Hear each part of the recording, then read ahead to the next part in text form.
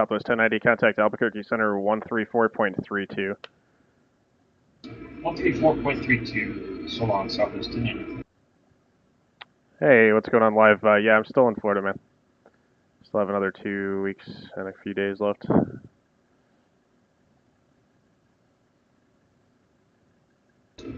Albuquerque Center, Southwest 1090, climbing out of flight level 190, flight level 210. Southwest 1090, Albuquerque Center, roger. Climb and maintain flight level 340. 340 for Southwest 1090.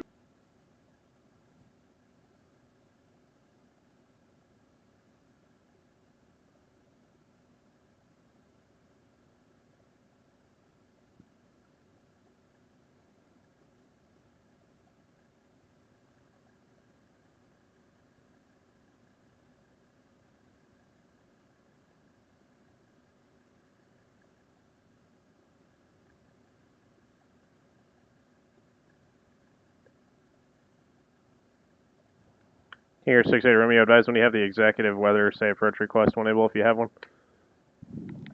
Yeah, I have information, Charlie, and I'd like to try the radar vectors to ILS runway 2. Here, 68 Romeo, expect vectors, ILS runway 2, approach, lighting 180, vectors to final. Fly heading 180 vectors to final, or King Air 68 Romeo. Skywest 393, contact NorCal departure. Going to NorCal, Skywest 393.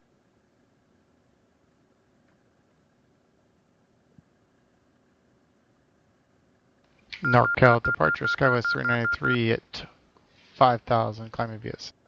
Skywest 393, NorCal departure, radar contact, climb and maintain, flight level 190. Up to 190, Skywest 393. Southwest 538, contact Albuquerque Center 134.32, 3432. 3432, South 532. Again. Hey, Jonesy, thanks for the sub, buddy. Thanks for the support, man. Albuquerque South 538 is 14.7, climb flight level 210. Southwest 538, Albuquerque Center, roger, climb and maintain, flight level 320. Flight level 320, South 538.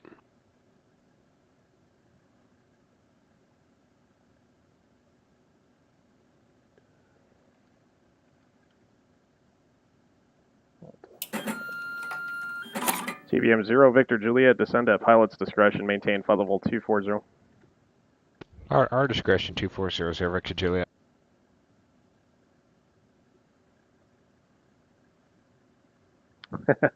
Thanks, buddy. Yeah, I appreciate it, man.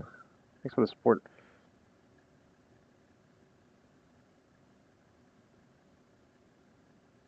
Southern Antonov, yeah. Yeah, man, that was funny. I have no idea what the end result of that was. I forgot to actually ask the supervisor. I'm sure they made it out, but I have no idea how long it took them to get out of there.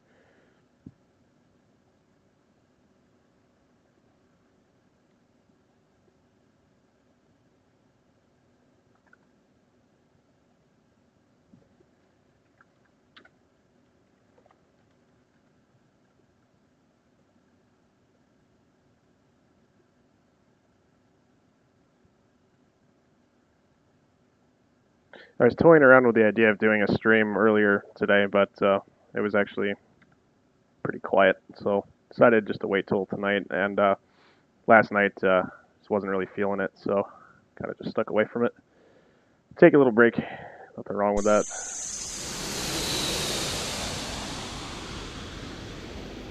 Thanks to the host, Jonesy. Appreciate it, man. Welcome, Jonesy viewers. Little PilotEdge West tonight. This is my long night. This is my 6-hour night. So I'm about just over 2 hours into the night so far.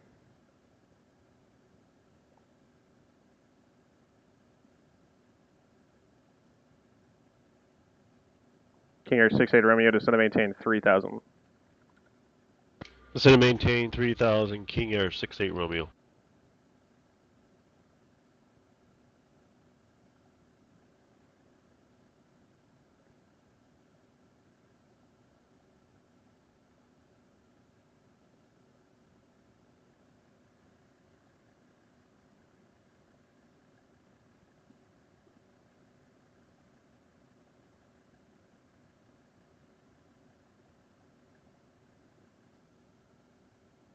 Multi-twitch, right? Yeah. You can set that up. I think you can actually just like make a custom link through multi-twitch.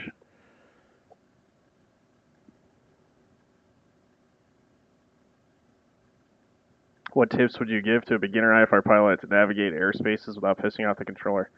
Well, as an IFR pilot, you're not really going to be required to navigate any sort of airspace. That's going to be pretty much entirely, any sort of like navigational stuff, whatever. You're going to be on a clearance or getting vectors from ATC. If you're talking about VFR, that's a different story. You're going to want to be looking at sectional charts, TAC charts, things of that nature. Skyvector.com would be a really good tool to use if you're looking for the stuff online.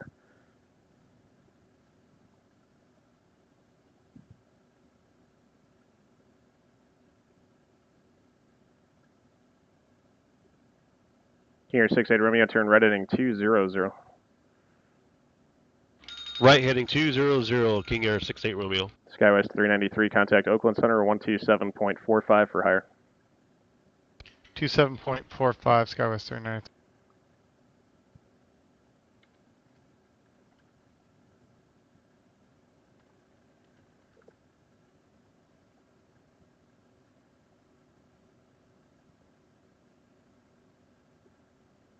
But if you're looking like Frost, if you're concerned, I guess, about like routing, IFR routing, that's a different thing. Oakland Center, Skywest 393, flight level 14,800 climbing, flight level 190. Skywest 393, Oakland Center, Roger, climb and maintain flight level 390. Up to 390, flight level 390, Skywest 393. Yeah, it's a good idea to practice offline, obviously, especially if you don't have any really solid experience like flying the airplane itself, just at least getting the navigational skills of the aircraft down. But yeah, SkyVector would be a good place, a good tool. You're going to find all sorts of charts on there, Frost. Anything that you need, low IFR charts, high altitude IFR charts, your sectional charts for VFR flying. Everything's going to be on there to take a look at like minimum and route altitude information on airways, anything you may need to see. Another good source, like if you're looking for standard routes and stuff between airports, would probably be SimBrief, which I'm sure you've heard a lot about. SimBrief is a good tool to kind of obtain preferred departure route information.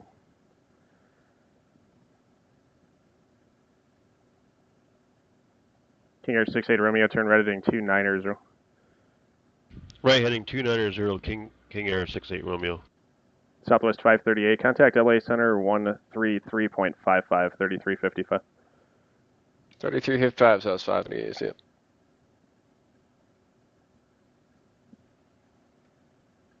Hey Fred, how's it going, man? Ever encountered the concept of radar patterns? Radar patterns. I'm not sure like where you're going with that. That could mean a number of things. So, can you explain a little bit more, like what you're looking for in regards to that?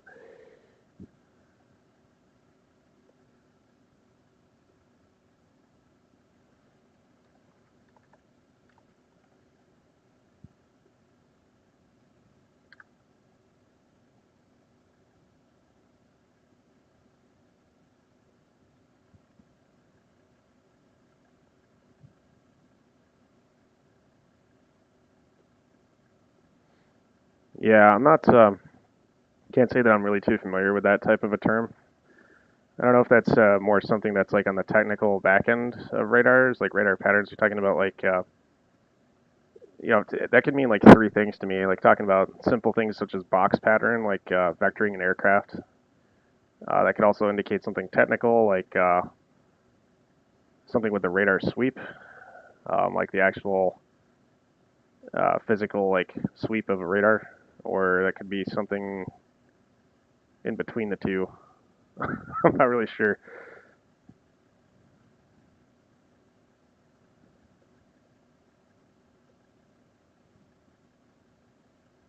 Huh.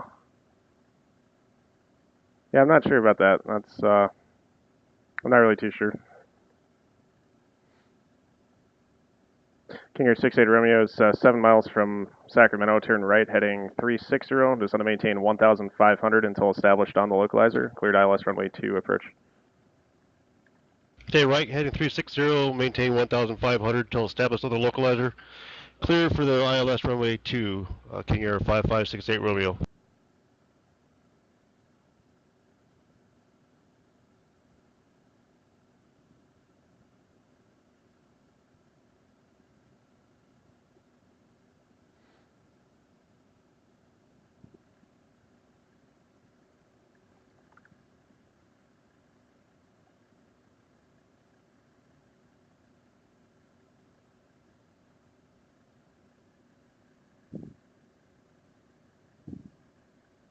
Yeah, that's not a term that I can say that I'm all that common with. That's for sure.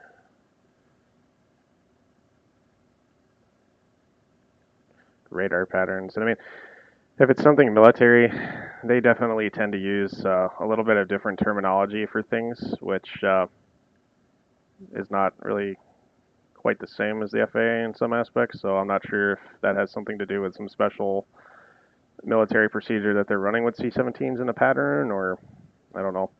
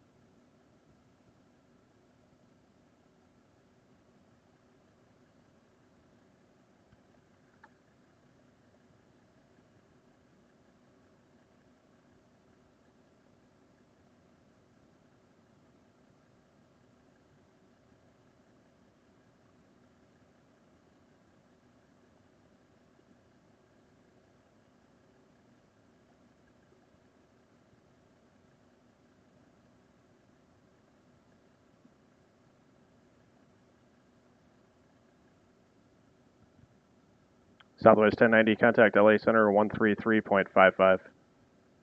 133.55 Southwest 290.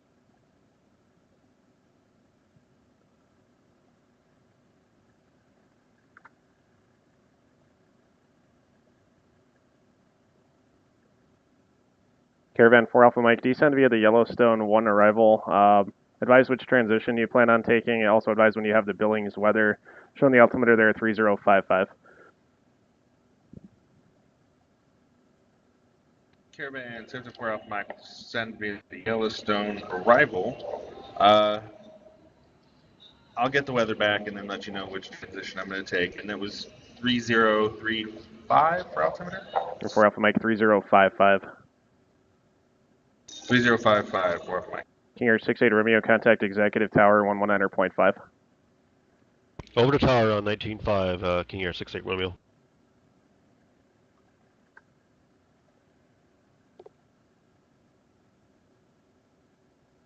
SAC Executive Tower, King Air 5568 Romeo, checking in with you on the ILS runway 2. Over 5568 Romeo, Executive Tower, wind calm, runway 2, clear to land. Clear to land, runway 2, King Air 68 Romeo.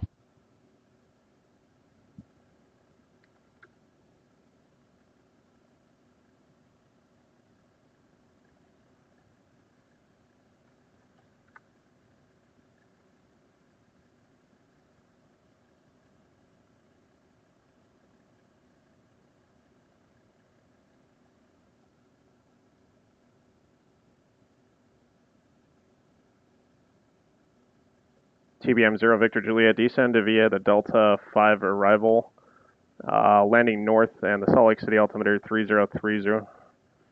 Down via Delta 5, landing Actually, hang on, north, 0 Delta Victor Juliet. Should probably move him over to the Quen 5. Just realized that too. Since they are landing north, that would be the correct arrival to use here. So we move him over to this.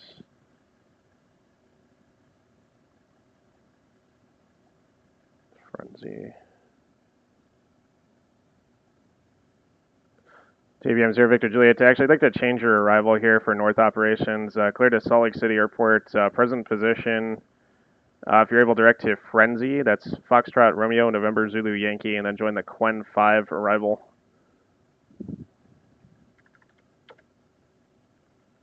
All right, position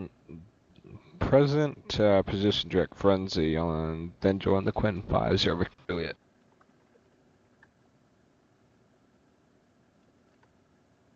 TBM 0 Victor Juliet, readback correct. Descend via the Quen 5 arrival. Down via the Quinn 5-0 Victor Juliet.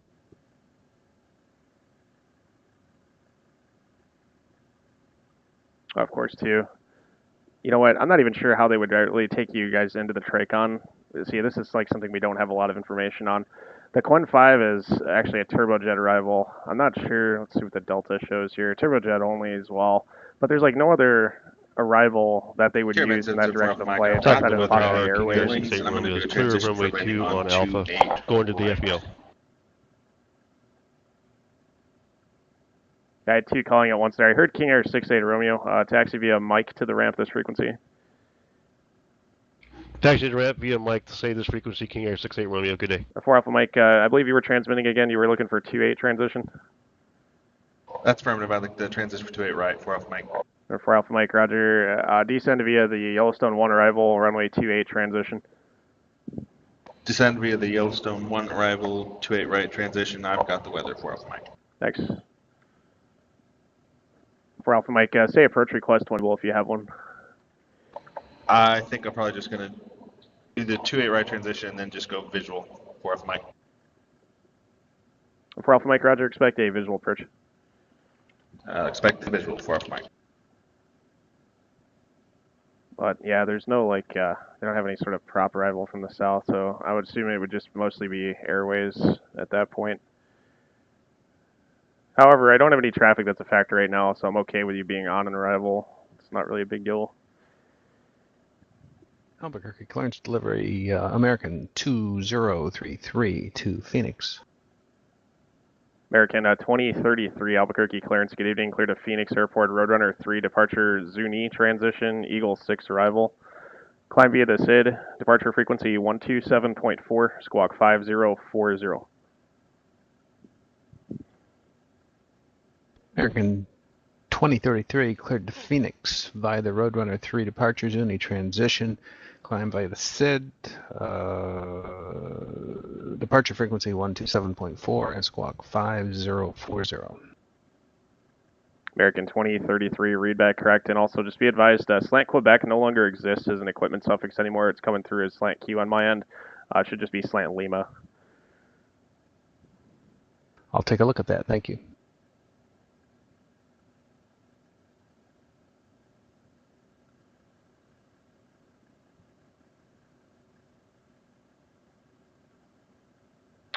Yeah, Fred, I just received approval to start doing the streaming as of basically the last weekend of November last year.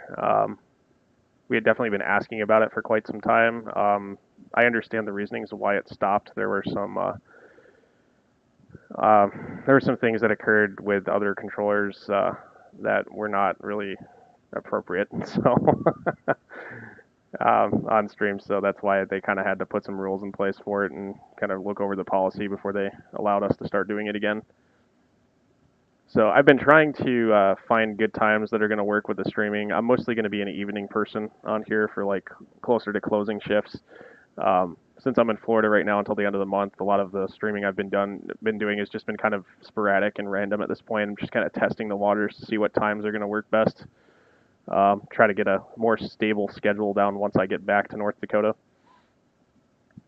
So that's why it's been kind of just hit or miss with me. I try to give a little bit of a notice when I decide I'm going to stream, but sometimes it's kind of just like, yeah, I guess I'll just get on now.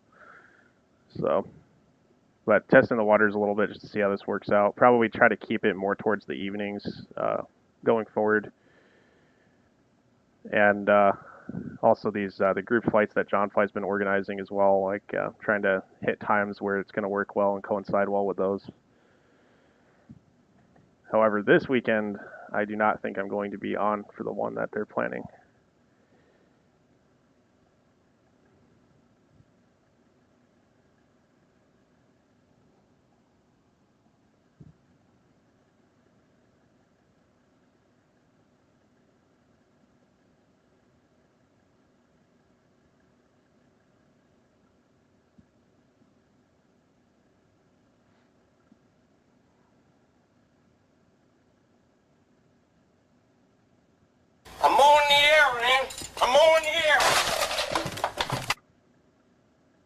W Tucker 1986, thanks for the follow. Welcome.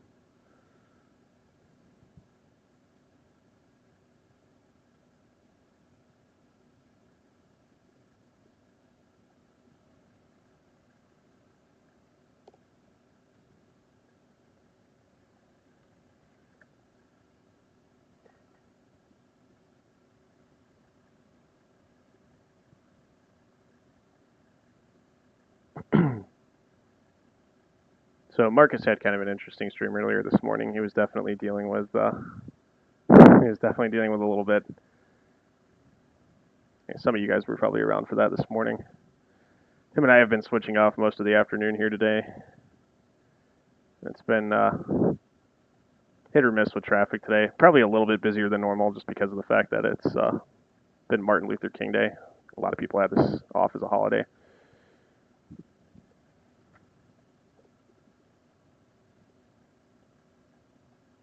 Abrexus, how's it going?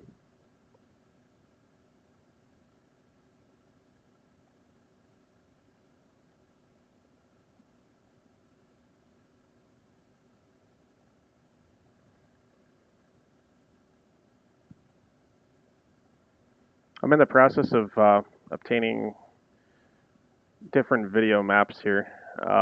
One of which you'll probably notice on the top left is a little bit different of a display than what I've been using before. Dominic and Christos, two of our controllers, are working on reconfiguring and adding in different information for the western area. So right now, one of the features that we've done is put in all of the frequencies that are available for each center, as well as the sectors and the altitudes that are covered. So I think this is good information to have just to be familiar a little bit with the sectors and also the frequencies. Not that they're always going to be used just due to simplification reasons, but that's kind of a neat feature now. So that top left monitor is going to be displaying a little differently going forward. There's also some changes that will be coming to the actual video map itself that I'm going to be running. Some of the approach control stuff is going to be a little different going forward. Hopefully have some better maps in place, a little bit more in terms of final approach courses to Vector 2, a little bit more guidance.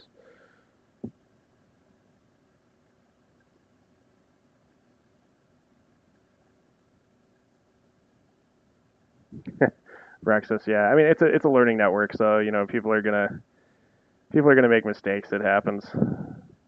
Today, in particular, I've had problems with people not checking in with the ATIS with approach, which at the end of the day is not a huge issue, but it does get under my skin sometimes a little bit when people don't check in with the weather on initial contact, and some other just silly communications related issues with people throughout the day, just some inefficiencies and stuff.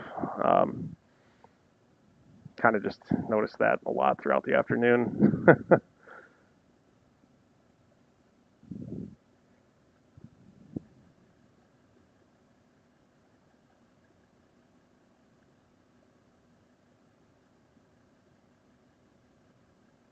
Yeah, and I think that was kind of the point behind why they put all this detail into the map, is just to at least have all the sectors there.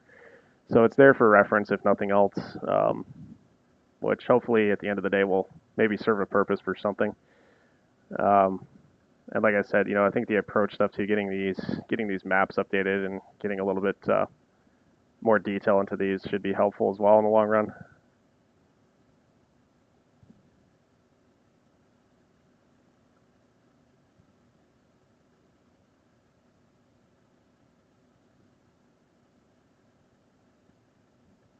TBM 0 Victor Juliet, contact Salt Lake approach 128.1. 21, take care, 0 Victor Juliet.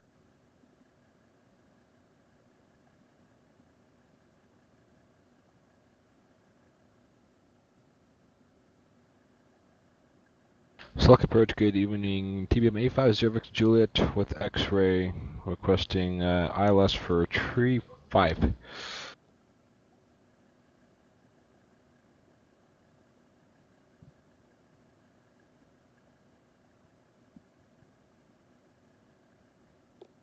Number 850 Victor Juliet, Salt Lake approach, roger. No straight-in ILS available for 3-5. Got an LDA approach or an RNAV approach.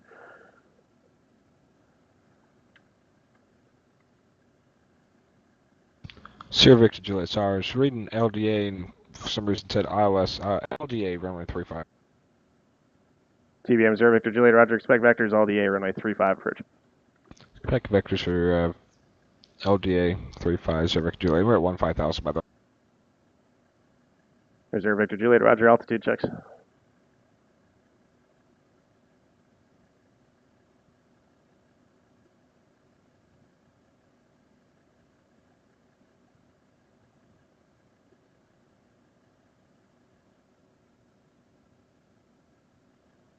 Actually, Jonesy can take the approach directly from Fairfield. That'll work. It's the LDA approach to 35 at Salt Lake, which is a localizer DME alpha approach. So if I pull this up here, basically it's just it's a little bit offset from the runway. And I think the other thing with this is that let's see if the descent information is showing on here. There's not going to be like a glide slope for it here. Or actually, no, there should be LDA glide slope here. That's what it does say on the side. So I'm not 100% sure actually about how this approach looks. I've never tried to fly this before in the sim. So I guess it does have a glide slope, but yeah, it's just kind of offset LDA runway 35.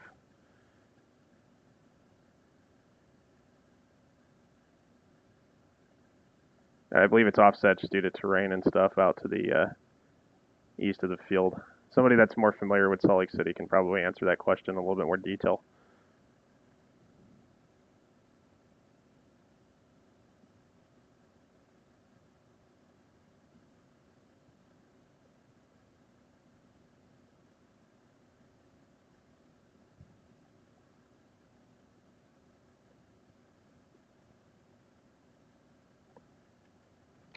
Oakland Center, Southwest 102, flight level 360. Southwest 102, Oakland Center, Roger. Good afternoon.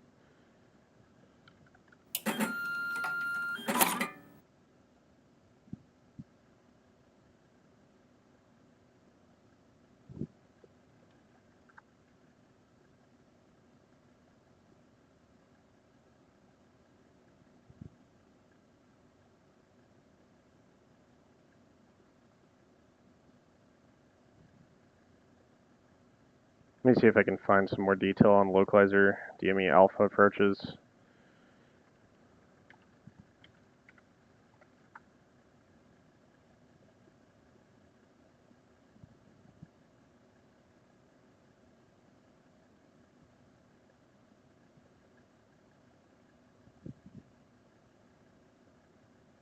So it says here, localizer type directional aid. Localizer based instrument approach to an airport it's used in a place where due to terrain and other factors, the localizer antenna array is not aligned with the runway. So I was right about that. I'm not sure exactly what constitutes like the different types of offset approaches. I can't exactly recall like what the differences are. That I think it's what is this, 3 to 6 degrees? It says here, 3 to 6 degrees off, and I think like you go to localizer DME echo approach like at Aspen. That's also due to terrain. It's much steeper approach. So there's all sorts of like details in behind why they're not called ILS approaches. Although in nature it's similar, just with the directional aid and stuff of the localizer. But I wouldn't be the best person to answer that question without sounding stupid. That's probably a good question for a flight instructor. So for me, all I need to know as an air traffic controller is that it works sort of similar to an ILS. It's just the course is going to be a little offset from the runway. That's really about it. So that's all we really need to know from the ATC standpoint. But otherwise than that, it just works just like a regular approach. So vectors to a final approach course, or if available. In this case, this will work Jonesy picking it up directly from Fairfield VOR, since that is an initial approach fix. And that would be the easiest thing to do from the arrival. Ground. American 2033, taxi for departure. American 2033, Albuquerque ground, runway 8, taxi via Charlie Alpha. Runway 8, taxi via Charlie Alpha, American 2033. TBM 0 Victor Juliet after Fairfield, clear to LDA, runway 35 approach. After Fairfield, clear localizer Demi Alpha, runway 350 Victor Juliet.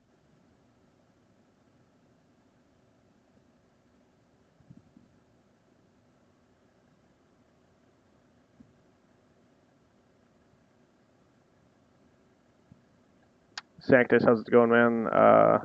Just started with PilotEdge staff. Okay, that's cool, man. Very good. It's good, dude. We've seen we have seen a little bit of an influx of newer members, especially this weekend. At least so I've noticed. But I mean, we know it comes and goes and stuff. So it's as long as you're learning something from it, that's all that really Salt Lake matters. Center, Southwest 1090, flight level 340. Southwest 1090, Salt Lake Center, Roger. Southwest 102, descend via the Silicon 4 arrival, landing 30, runway 30 transition, San Jose altimeter 3010. Send me to Silicon 4, no expect the 30 left, or 30 transition and 3010, Southwest 102.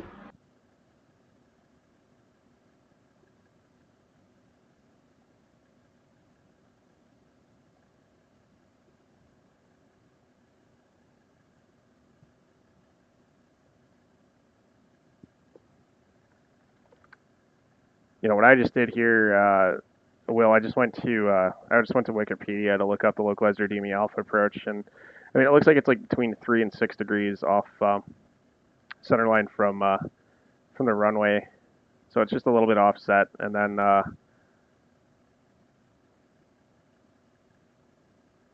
let's see.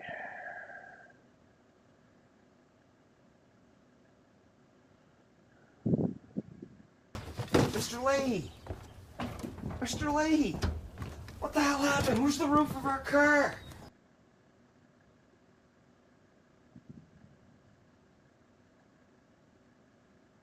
Okay, so it says here if angles offset by 30 degrees or less, the facility is classified as an offset localizer. If the offset angle is greater than 30 degrees, the facility is classified as localizer type directional aid, LDA.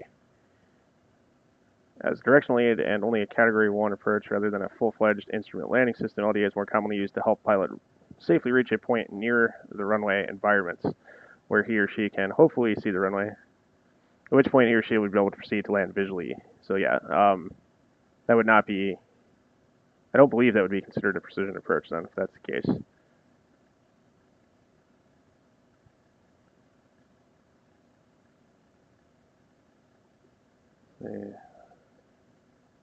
Yeah, an LDA approach is considered a non-precision approach. May have one or more marker beacons, perhaps DME, in rare instances a glide slope. So this one actually has a glide slope, which is kind of interesting. So this is one of those rare ones then.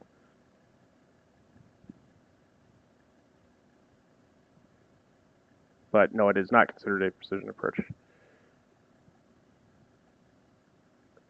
And I'm just reading this directly off Wikipedia. So again, good question for a flight instructor. All I need to know on my end is that, hey, it's an approach. You can fly it. Have a final approach course to Vector 2. Have at it. It's kind of simpler for us. So.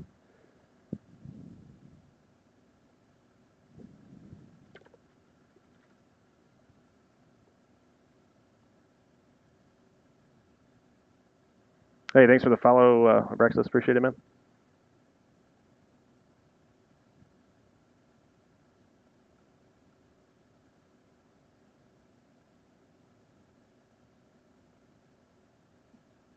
Skywest 393, contact LA Center 133.55. Good night. 33.55. Good night.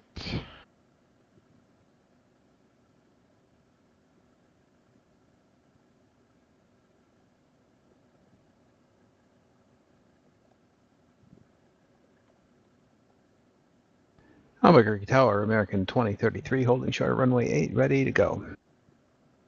American 2033, Albuquerque Tower, wind 090 at 21, gust 29er, runway 8 cleared for takeoff. Cleared for takeoff, runway 8, American 2033.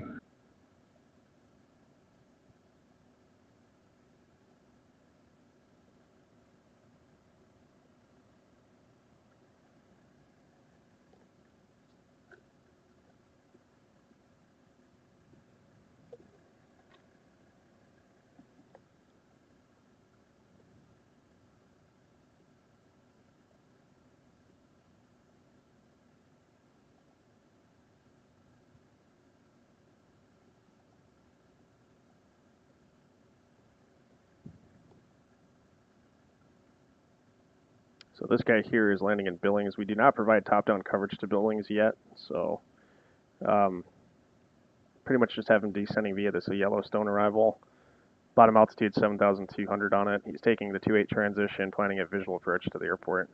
Again, we cannot specify a runway in this type of a situation since we treat the towers basically non-existent. So.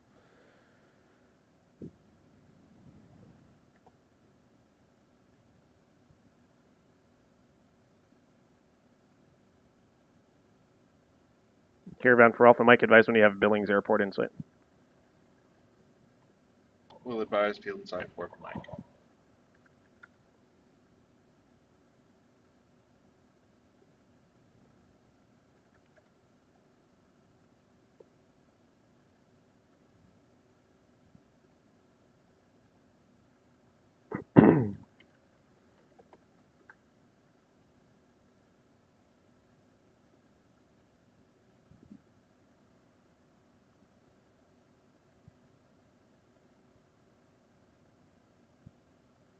Working on some radar. What are you working?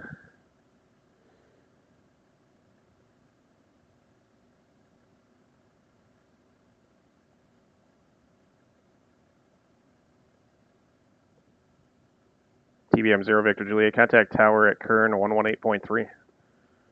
118.3 at Kern, 0 Victor Juliet.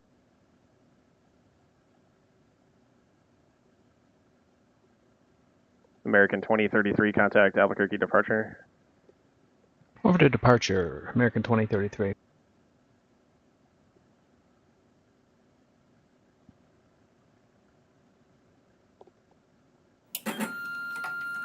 Albuquerque departure, American 2033 is with you, climbing via the Roadrunner 3 SID, just passing through 7,300 feet. American 2033, Albuquerque departure, radar contact.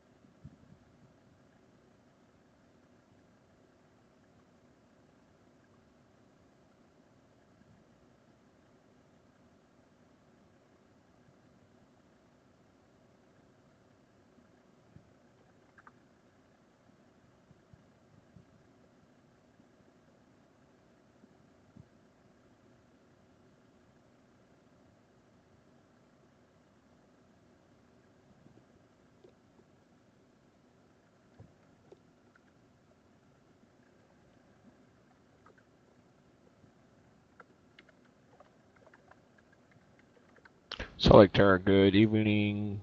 TBM 850 Victor Juliet, localizer Damian for Tree 5. Number 850 Victor Juliet, Salt Lake Tower, good evening, runway 35, clear to land, wind call. Tree 5, clear to land, 0 Victor Juliet, thanks.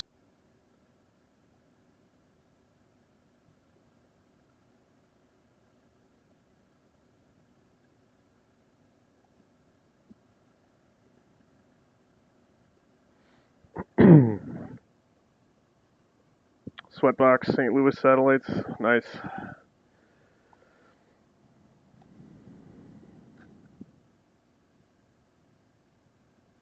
How's that going for you so far, Brett?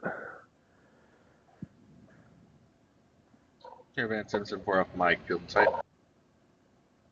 Caravan for Alpha Mike, roger, cleared visual approach to the Billings Airport. Cleared visual approach to Billings Airport for Alpha Mike. Southwest 1090, descend via the Quen 5 arrival, Salt Lake City, altimeter 3030. Send me the confide arrival for Southwest 1090.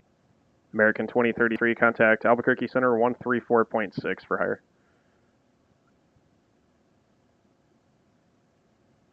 Over to Albuquerque Center, 134.6 for American 2030. Southwest 102, contact NorCal approach 121.3. 121.3, Southwest 102.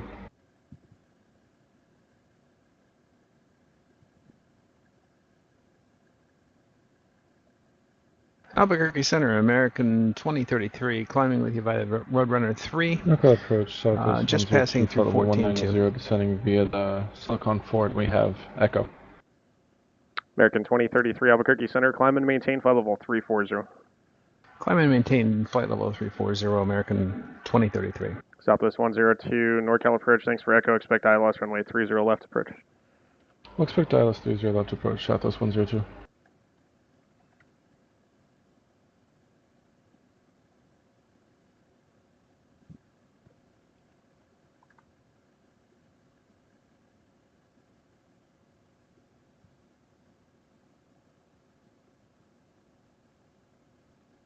Caravan for Alpha Mike, no traffic that I see between you and the Billings Airport. Report cancellation of IFR in the air or on the ground this frequency. Change to advisory frequency approved.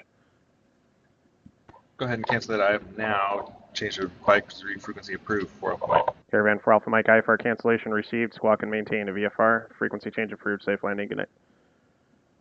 Squawking VFR, thank you for your help for Alpha Mike.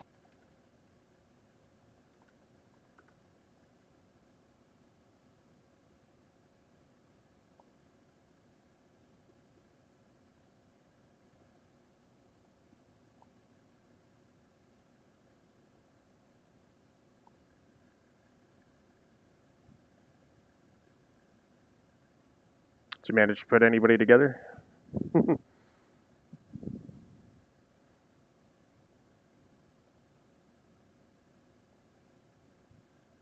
TBM 0 Victor Juliet, taxi via Kilo 6 Kilo to the ramp, monitor ground point 9er. Kilo 6, Kilo Atlantic, monitor ground point 9er, 0 Victor Juliet.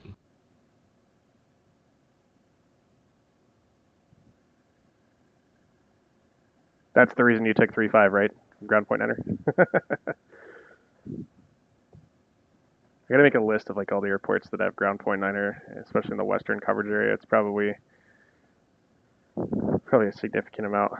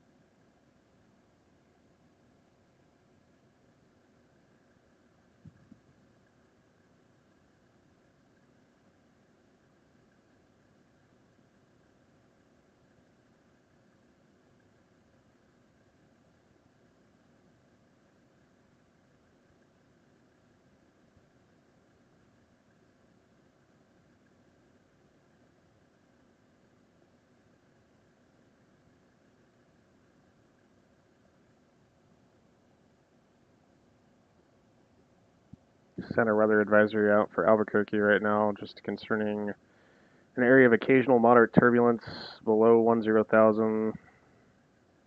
Surface wind gust to 35 knots, low level wind shear possible. That's valid until 0445, another hour or so on that. It's pretty much just a thin area just around Albuquerque, like right in this area here. That can actually be seen on the scope here. It's like right in here.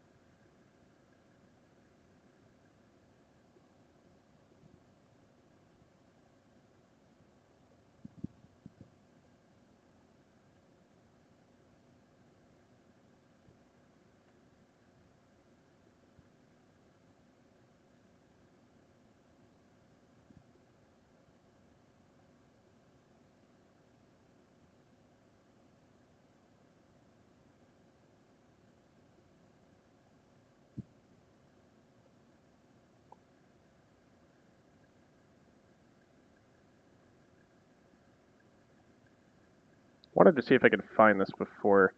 So I know, Jonesy, when you were flying out of San Jose earlier too, I know we talked about this, but the departures that come out, obviously, I mean, you're underneath the Bravo shelves. So the whole 200 knots below Class B does come into effect here with this situation. Unless you're like up into the shelves, once you climb up into the Bravo shelves, then you can accelerate to 250 below 10. But underneath the Bravo shelves, you've got to stay at 200 knots or less. There is a departure, if I'm not mistaken, though, which I'm looking for, because I did notice this a while back, and I think Marcus and I have talked about this before, where it says like at or below 210 on the departure, which is like going against its own, going against the FAA's rules on that situation. And I can't remember which one it was. I'm trying to find it.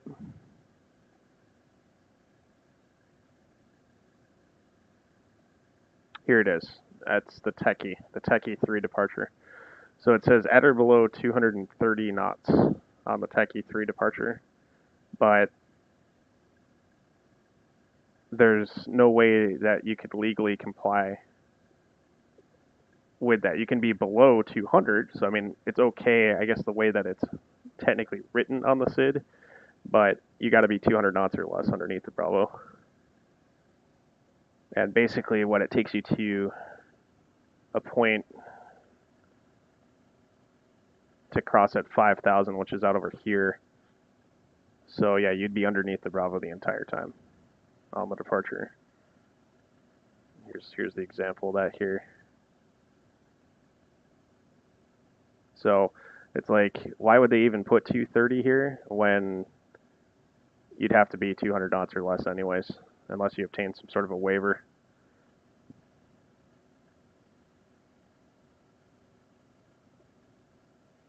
It doesn't. It definitely doesn't, John Fly. So, I mean, I know that that's not okay. They would definitely have to obtain some sort of a waiver in order to go fast below the Bravo. So if there was like a heavy jet coming out or something and they like needed faster than 200 for clean climb or something, I could see them requesting that from ATC, and they'd have to receive approval.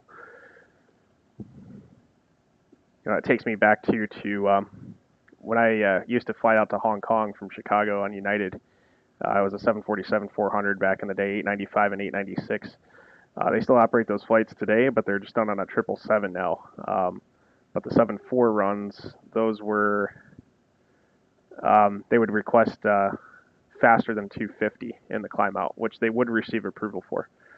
So we'd be doing about 270 or so, climbing through like 4,000 or 5,000. We'd be doing about 270 knots just for a clean climb.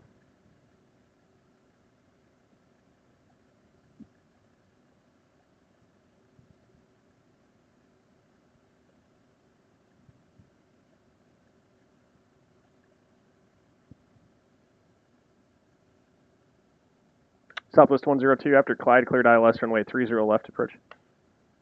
After Clyde cleared ILS 30 left approach, Southwest 102.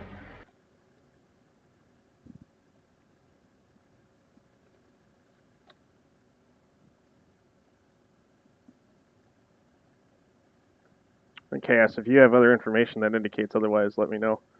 I see you put your emote up there. But no, as far as I'm aware, you cannot go faster than 200 underneath Bravo unless you receive explicit authorization to do that.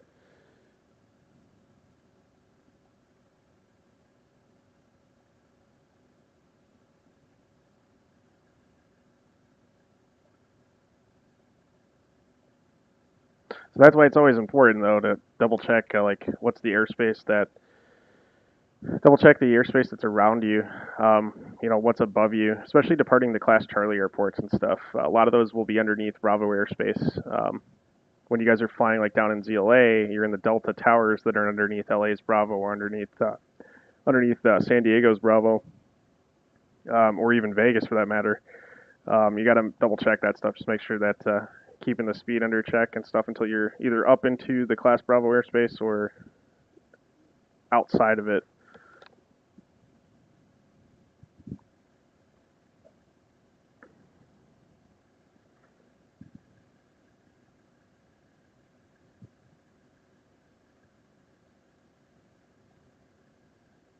NorCal, velocity 722 Sierra Echo.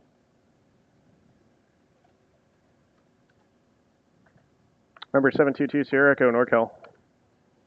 Yes, sir. We're a Velocity SE slant Golf off of Livermore 1400 flight following to Oakland, please. I have no idea what type of aircraft that is at all.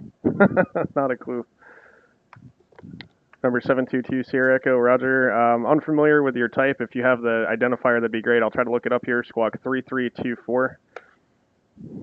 3324, and it is going to be Victor, Echo, Lima, Oscar. Or 2 Sierra Echo, roger.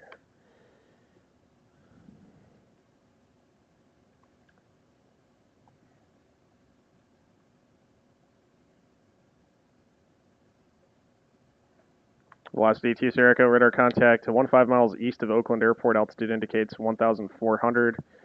Oakland altimeter 3011. 2 Sierra Echo.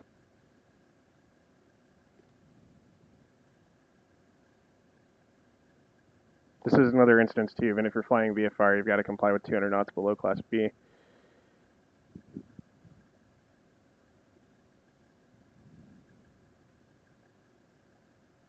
Okay, X-ray is current at Oakland. Velocity 2 Sierra Echo information. X-ray is current at Oakland. Advise when you've got that. Expect runway 28 right. Expect 28 right, and we'll let you know we have X-ray 2 Sierra Echo.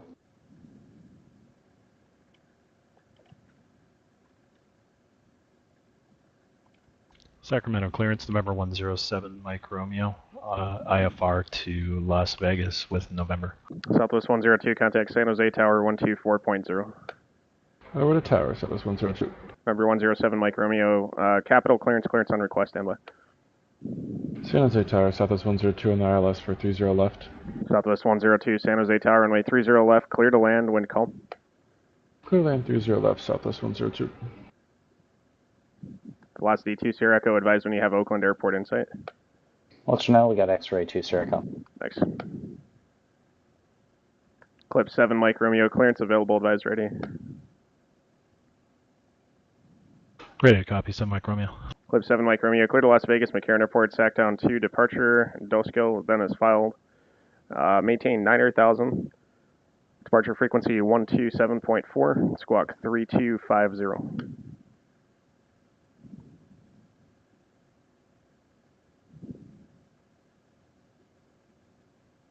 7 Mike Romeo cleared to the Las Vegas airport via the Scotland 2 departure. Then is filed. Maintain 9,000. Departure frequency 127.4, squawk 3250 for 7 Mike Romeo. Clip 7 Mike Romeo, roger. Just confirm SACTown 2 departure. Got it, SACTown 2 departure. Clip 7 Mike Romeo, roger. Read back, correct. Velocity 2 Sierra Echo is field in sight. Velocity 2 Sierra Echo, roger. Enter right base runway 28, right? Right base 28 right, 2 Sierra Echo.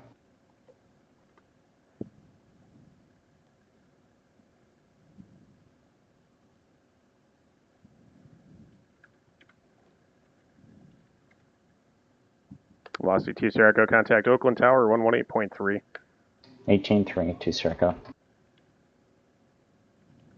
Oakland Tower, velocity 722 Sierra Echo 1000. Number 722 Sierra Echo, Oakland Tower, wind 330 at 4, runway 28 right, clear to land. 2 right, clear land, and this is going to be a option if possible. 2 Sierra Echo, okay, runway 28 right, cleared for the option, and say intentions. 2 right, clear for the option, we'll like right close traffic.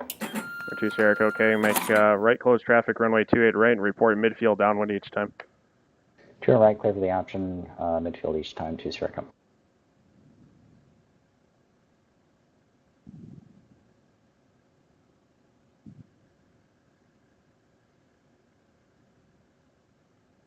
Hey, Fester, what's up, man?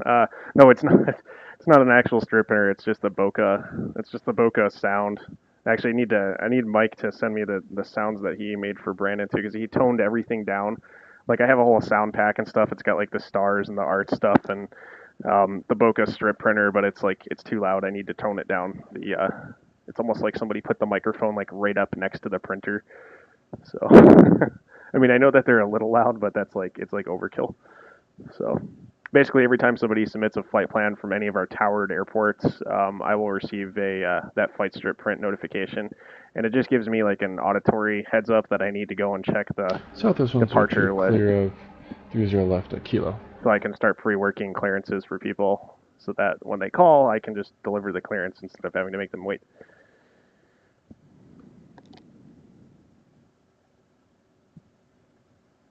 Southwest 102, cross runway 2, correction, runway 30 right at taxiway Kilo, taxi via Zulu to the ramp this frequency.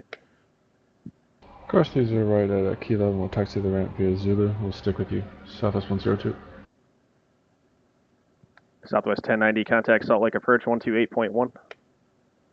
Salt Lake approach 128.1, Southwest 1090.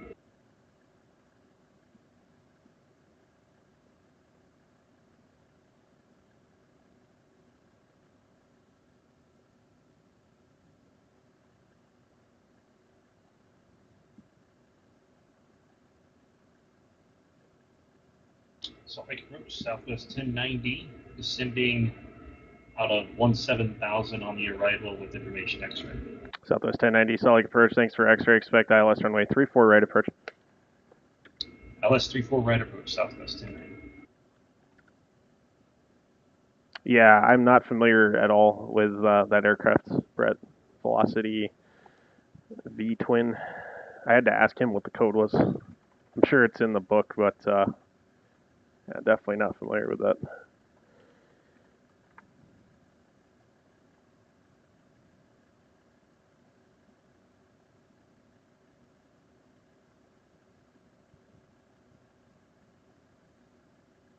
It's definitely a funky looking airplane, that's for sure.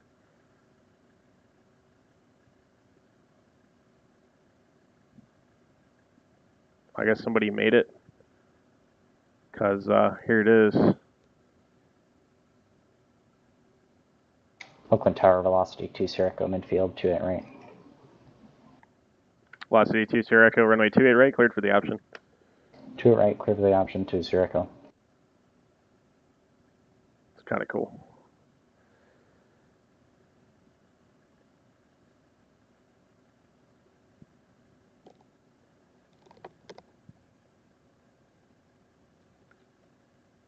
Home built, okay.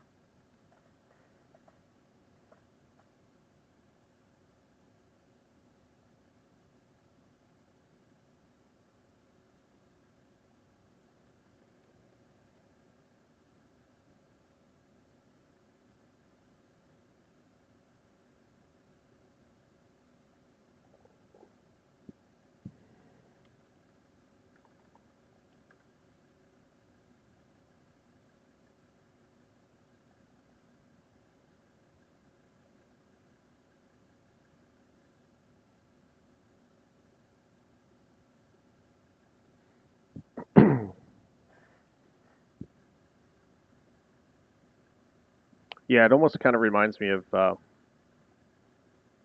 some extent, of Oakland the Tower, Cirrus velocity concept 722 Sierra Echo, plane that they midfield, made 28 before. right, like a straight on departure, please. Velocity 2 Sierra Echo, roger, runway 28 right, cleared for the option, straight out, departure approved, on the go. 28 right, clear the option, straight out on the go, 2 Sierra Echo.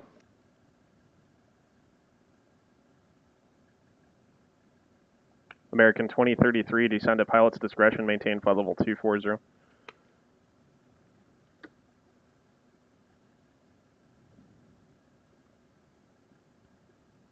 American 2033, descend at pilot's discretion, maintain flight level 240.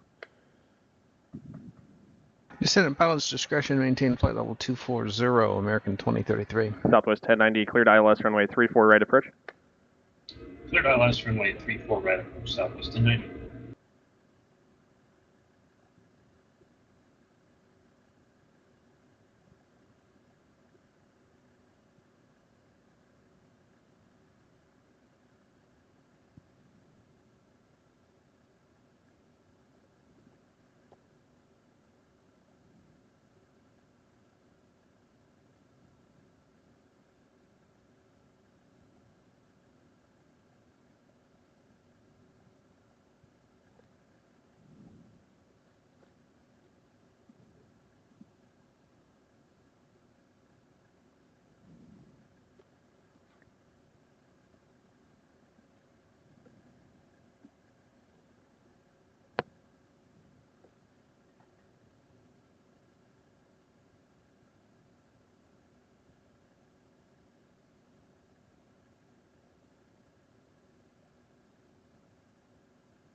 Sacramento ground, November 107, Mike Romeo at the Sacramento Jet Center, ready to taxi with Mike.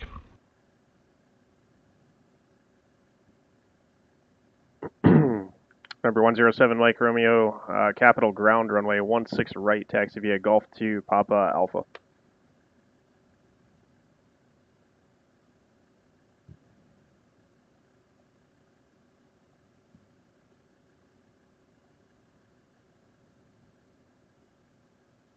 So Mike Romeo, taxi via Golf 2, Papa Alpha to runway 16 right. 7 Mike Romeo. Velocity 2 Sierra Echo, same intentions? We're just going to go out over by the bay and head back to Livermore, 2 Sierra Echo. 2 Sierra Echo, roger. Did you want to remain with traffic advisories? No, affirmative, 2 Sierra Echo. 2 Sierra Echo, roger. Contact NorCal departure on 135.1. 35.1, 2 Sierra Echo.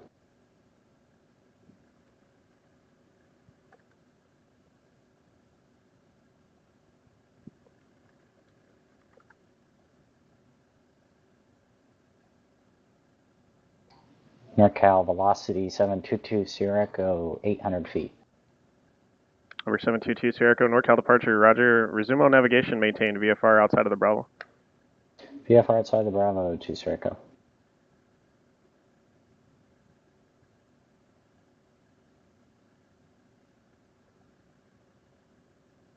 Hey, Jay Falcon, what's up, man? Doing pretty good. Yeah, sorry, I decided against doing that stream earlier this afternoon. It just wasn't really enough going on, so.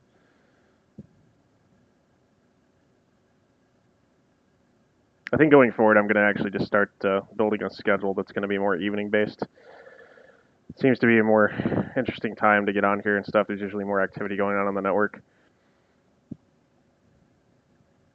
I don't know if there's enough of a demand for it and people actually want me to do some stuff in the afternoon. I might reconsider that.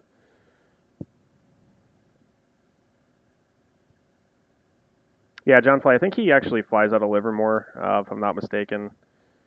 He does a lot of flying in and out of Livermore, like multiple flights per day. We're talking. I've seen him do at least 3 or 4 runs today in and out of there.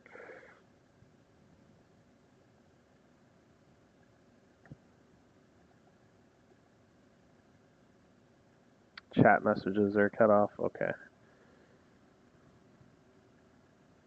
Yeah, I'm not 100% thrilled with the way that the chat messages are appearing right now.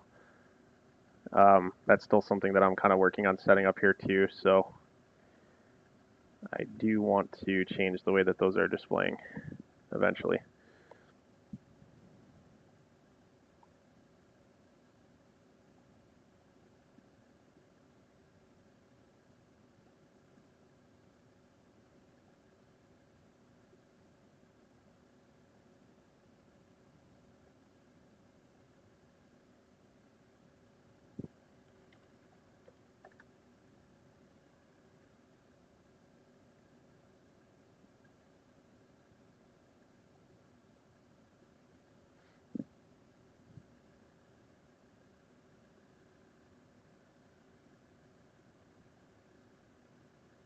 I think what we're going to do is we're going to, here, let me move it up a little bit. There we go. Sacramento clearance, Southwest 331 with information November, ready to copy to Las Vegas. There we go.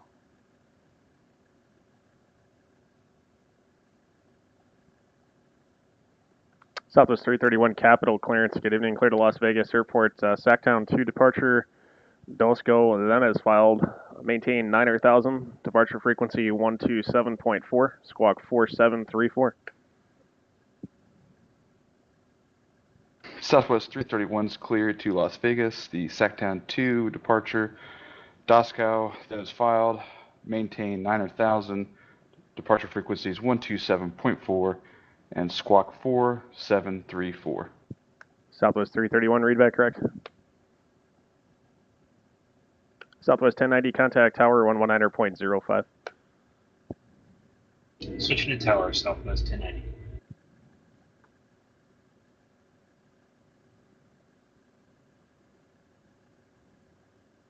Salt Lake Tower, southwest 1090, ILS 34 right. Southwest 1090, Salt Lake Tower, runway 34 right, clear to land, wind calm. 34 right, clear to land, southwest 1090.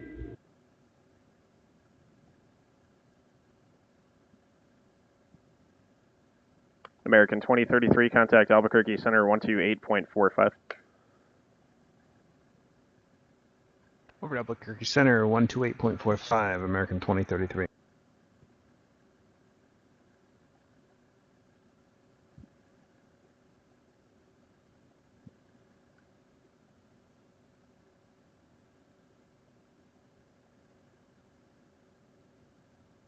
Albuquerque Center, American 2033 with you, descending via the Eagle 6 for flight level 240.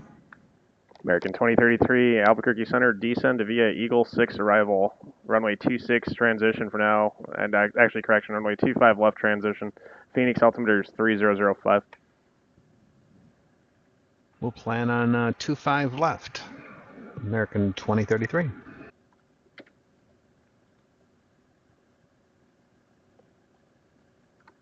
Yeah, so somebody just reminded me, I guess runway 826 at Phoenix is closed for like the next month plus or something, resurfacing or whatever. So I guess I'll probably try to stick to simulating that, but we don't normally do that, so there's probably still a chance you'll end up getting 2, 6, or 8 from other people. Looks like maybe he crashed. Lost D2 Sierra Echo, radar contact lost.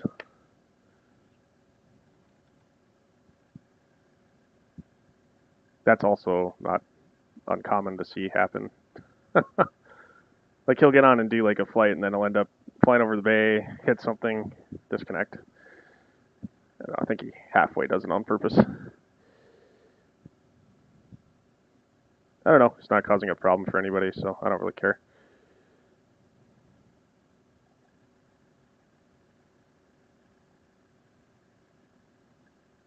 Hey, so I got some bad news, John Fly. Radar contact lost. Have a good night. That's a story behind that one, too. I got some bad news, John Fly. I don't think I'm actually going to be around for the group flight on Saturday at all to control. You want to help me win a contest, little elf? Sure.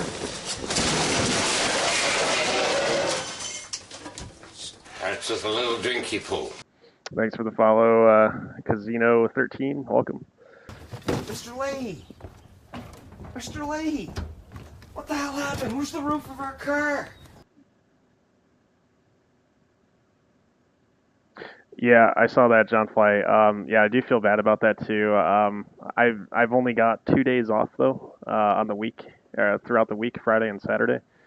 So since I've been in Florida, for like the past like 5.5 weeks now, it's like I've used up quite a bit of like my personal time that I have off. So I kind of have to rebuild a lot of those hours. So not going to be taking any sort of like time off in between there. So my half sister, though, they want to hold a fire over at their house on Saturday night. So if I am around earlier in the day, like if they decide to do that more later in the day, I might actually be able to stick around for the first like part of it. I might be able to be there for about an hour or something, but I don't foresee it being a whole lot longer than that. But we'll see. Things might change. If I am going to be here for it, I'll let you guys know as soon as possible. Because obviously that's something that I would actually like to get on stream and stuff too. So. Tower southwest 90, clear at Hotel 8, looking for spotlight.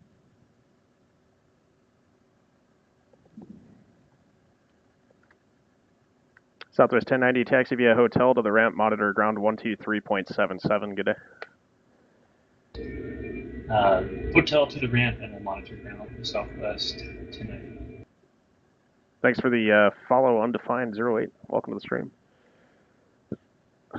Yeah, Brunner's got a funny story behind that one too. The whole radar contact lost. Have a good night. We're actually flying into Seattle one night. It was one of the center controllers. This was on VATSIM. This was a while ago. This was like a year and a half ago or something. And it literally lost the controller lost like radar on a few people. He's like, radar contact lost. Have a good night. Bye. Like, I'm pretty sure that they're not going to be having a good night if you lost radar on them. It's not very likely anyone's going to be having a good night. Just the way that the controller was saying it was absolutely hilarious. Like, radar contact lost. Have a good night. Bye. Good times. Yeah, it's been closed, I guess, for like a week or two now, and I think it's for resurfacing. I guess we can pull up. We can probably look at the taps here just to see, or taps. I'm sorry, the NODAMs.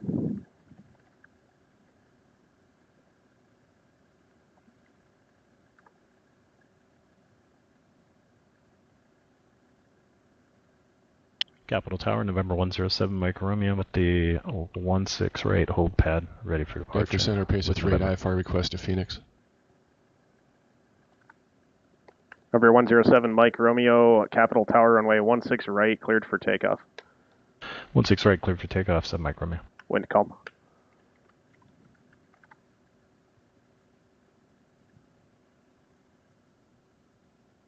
Pacer 38, Denver Center, clearance on request.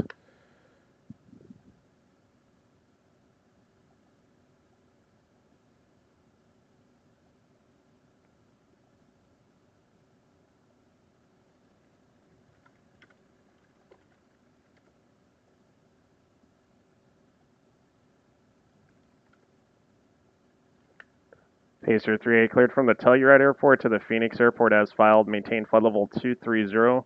Expect flight level 260 within 10 minutes after departure. Departure frequency 125.35. Squawk 6125. Hold for release. Pacer 38 is cleared to Phoenix as filed. Climb and maintain flight level 230. Expect flight level 260 in 10. 125.35. Squawk 6125. Hold for release. Pacer 38. Pacer 38, read back correct. How soon until you're ready for departure? Maybe 5 minutes. I'm on the other end of the ramp. Pacer 38, roger. Time 0413 and 1/4. Clearance void if not off by 0425. Give you 12 minutes to get airborne. Report airborne on course this frequency. If not off by 0425, advise Denver Center not later than 0430 of intentions. Released for departure. Pacer 38's release, void if not airborne at 0425, and advise of intentions at 0430, Pacer 38. Pacer 38, read back correct. Change to advisory frequency approved. Thank you, Pacer 38. I know that was a little long-winded, sorry.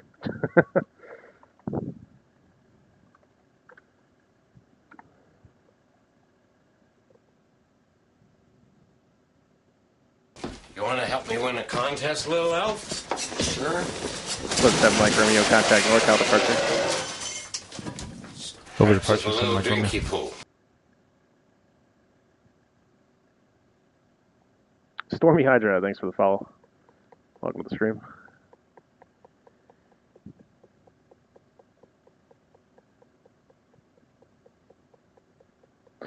Jay Falcon, he's actually a real-world controller, that guy that's in Pacer 38. He works in SoCal, if I'm not mistaken. I think he's still there, too. He's been on this network for a very, very long time, and I haven't departure, seen him November for 107, Mike quite some Romeo, time. 1,500 for because, 9,000. I don't think he was flying in the west. I think he just recently expanded to the west. Number 107, Mike Romeo, NorCal departure, radar contact.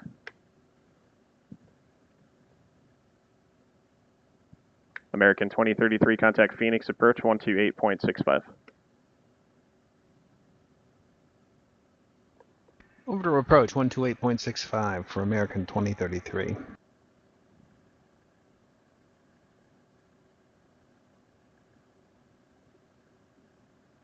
Phoenix approach, American 23 is with you, descending via the Eagle 6, just passing through 14.6 with Oscar.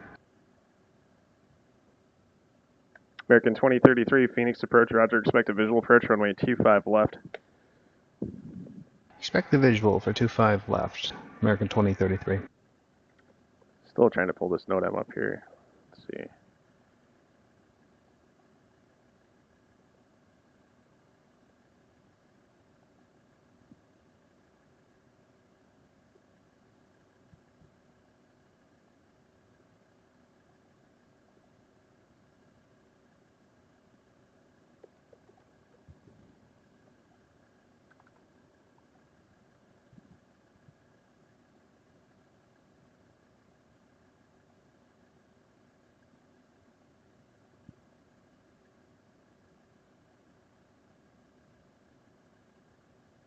This doesn't look like this really wants to work right now.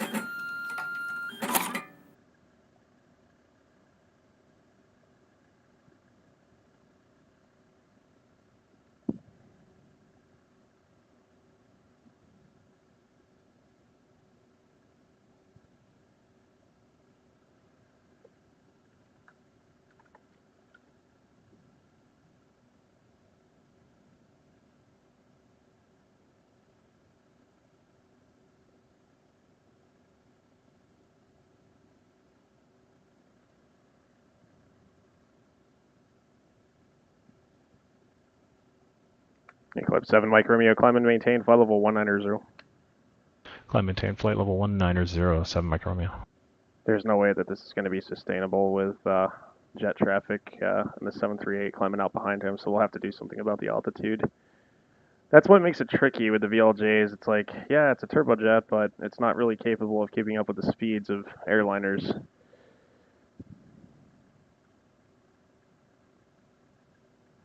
Canadian, that would be my lovely fan setup that's next to my laptop because this thing is old and a piece of crap.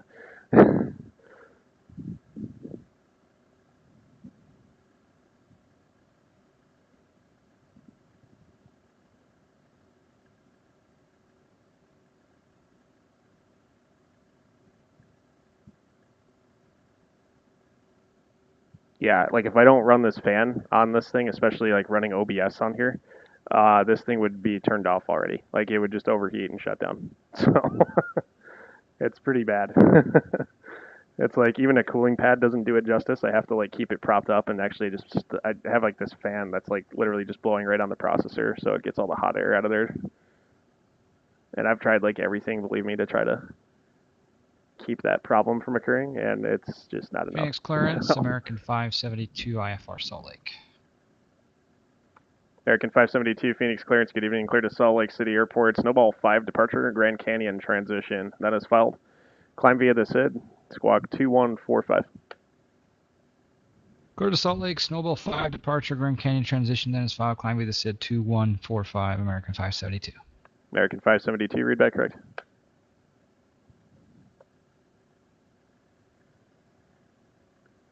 Yeah, the joys of laptops.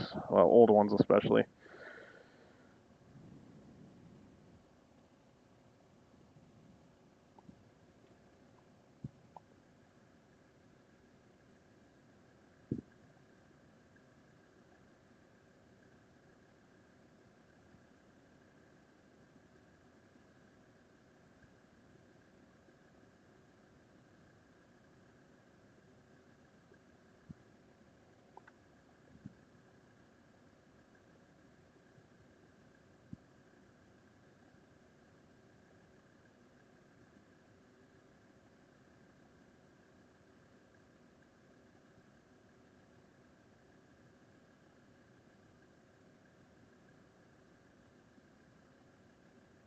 Hey, Ernie, what's going on, man? Welcome. Jambo, what's going on, buddy?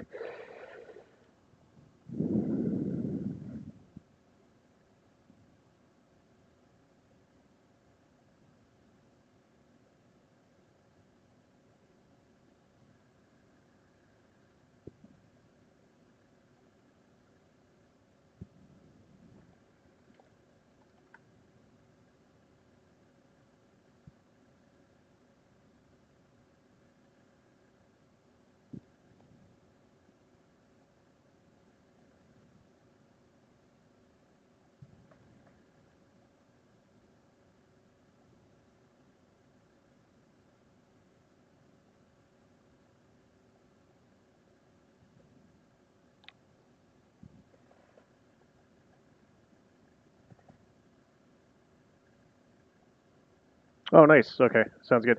Oh yeah, you know what, dude? I wanted to say something and I forgot to. The 50, or what was it? 5150. Was that it? That was your beacon code, I think. I had no idea like what your reference to that was, or like going, I like the squawk code. I was like, I don't understand. Like that's just like a generic code that we signed. So I had to go look that one up. I actually didn't know that the significance behind 5150. So yeah, I didn't know anything about that at all until I looked that up. I had no concept of that whatsoever. American 2033 advised Phoenix Airport inside 1 o'clock and 20 miles.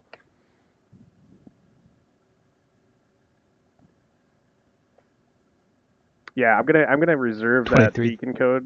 2033 has the field. American 2033, Roger. Cleared visual approach runway 25 left. Cleared for the visual, 25 left, American 2033. So yeah, I didn't know, but I'm gonna probably start reserving that one now for special people, just because of your reference to that. So.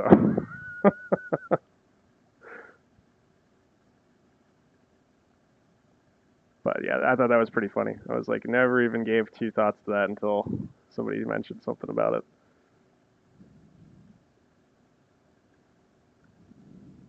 Clip 7, Mike Romeo. Contact Oakland Center 132.905. Oakland Center 132.905 for 7 Mike Romeo.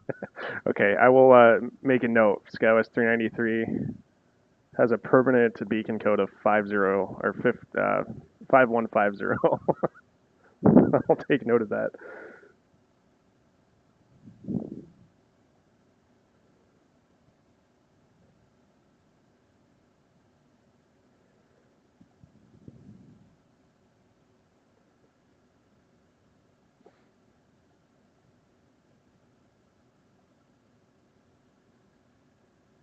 Oakland Center, November 107, Mike Romeo, 14,000 for flight level 190.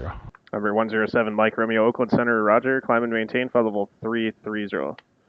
Climb maintain flight level 330, 7 Mike Romeo. Denver Center, Pacer 38 airborne, Telluride leaving 10,900, climbing flight level 230. Pacer 38, Denver Center, ident. Pacer 38 ident. Jeez, barely missing some VFR traffic there too.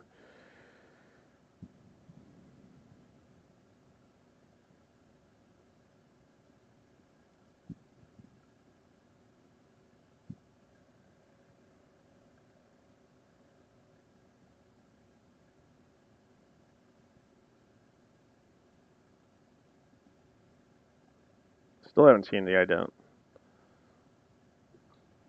Capital Ground, Southwest 331 at Concourse B, ready to taxi with information Papa. Southwest 331, Capital Ground, runway 16 right, taxi via Bravo 1 Alpha. All right, runway 16 right, Bravo 1 Alpha, Southwest 331. Pacer 38, still haven't observed the ident. Pacer 3, Roger, I'll do it again. Unless it just like happened to be right when he was on top of the VFR traffic. Doesn't look like it's connected though. Usually he's got this stuff working, so something must have become disconnected. Pacer 38, still not observed. Squawk standby and squawk normal. Pacer 38 standby, then normal.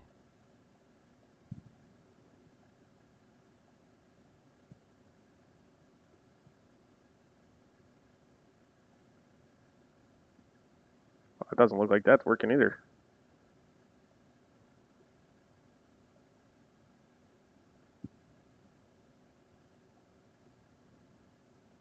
Pacer 38, that doesn't look like that's working either. I'm not sure if your equipment's communicating with the client or not. Do you have a position report?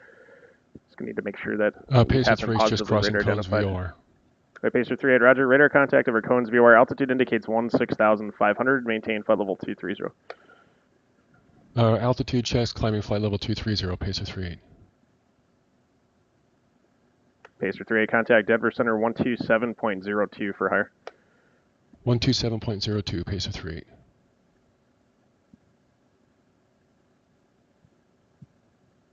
Good example of going through 3 different types of radar identification methods.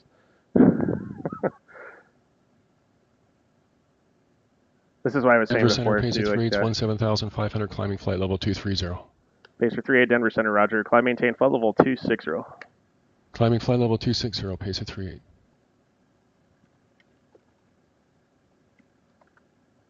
American 2033, contact Phoenix Tower 120.9er. Over to Tower 120.9, American 2033. All right, Jambo. We'll see you later, man. Phoenix Tower, American 2033 is with you on the visual for 25 left. American 2033, Phoenix Tower, runway 25 left, clear to land, wind calm. Clear to land, 25 left, American 2033. I had a lot of that today too, where it's like just kind of inefficiencies in communication. I had a bunch of people that were flying earlier throughout the day today, just doing like IFR flights into non-towered airports, and it's like I had somebody call me up and he's like, I gave him the whole IFR cancellation spiel, and the guy called me back up and he's like, oh, we have the airport in sight. And I was like, okay. It was like, you've been released to advisories, the report cancellation of IFR. Are you planning to cancel now? And he goes, no, we just have the field in sight. And I'm like, okay, generally speaking, the only time you would ever call the controller back to let them know you have the field in sight is if you're looking for a visual approach clearance. So I was like, you've already received your frequency Capital change. Tower, You should Southwest be on the 331, traffic wind advisory short, frequency. one-way, 16 right, ready for departure. Should be on the traffic advisory frequency at this point. And I don't know, there was a bunch of weird things going on like yesterday and today. I'll explain some others here in a second. Remember, correction, Southwest 331, Capital Tower, wind calm, runway 16 right, cleared for takeoff. 16 right, clear for takeoff, Southwest 331. I had people that were, visual approaches to non-towered airports, and they would call the field in sight, cleared visual approach, report cancellation of IFR in the air, on the ground, go through the whole spiel with them. Yeah, we'll go ahead and cancel now. It's like, okay, why don't you just let me know that you want to cancel now, before I have to go through that whole spiel. You could just be like, hey, we've got the field in sight, we'd like to cancel now. So just to do it all in one transmission, it's like the whole thing about playing 20 questions with people. It's like I'm trying to indicate to people that you can tidy up your transmissions and make things a little bit more efficient for us as ATC. I mean, it's not like end of the world stuff, by any means. It's not like, I wasn't seeing like a lot of procedural issues. It was just a lot of inefficiencies in communicating with ATC today and last night. Just little things like that, grouping your transmissions, a lot of people today not checking in with ATIS with approach. You guys know that one eats away at me. I know it's a real world thing too, I know, and it's silly, but that's one thing that's just a little thing that kind of irks me. If you really want to push my buttons, don't check in with approach with the ATIS. But yeah, just little stuff like that, just a lot of people calling up for VFR flight following, not giving a position report, and it's like you got to play 20 questions with them, figure out what they want, where are they going, what kind of airplane are they in, what altitude do they want. A lot of things like that where it's just like I don't like playing 20 questions with pilots. I prefer you just include as much information as possible in a single transmission. I will call you back and let you know if I didn't receive something that you said or if I need more information because I missed something.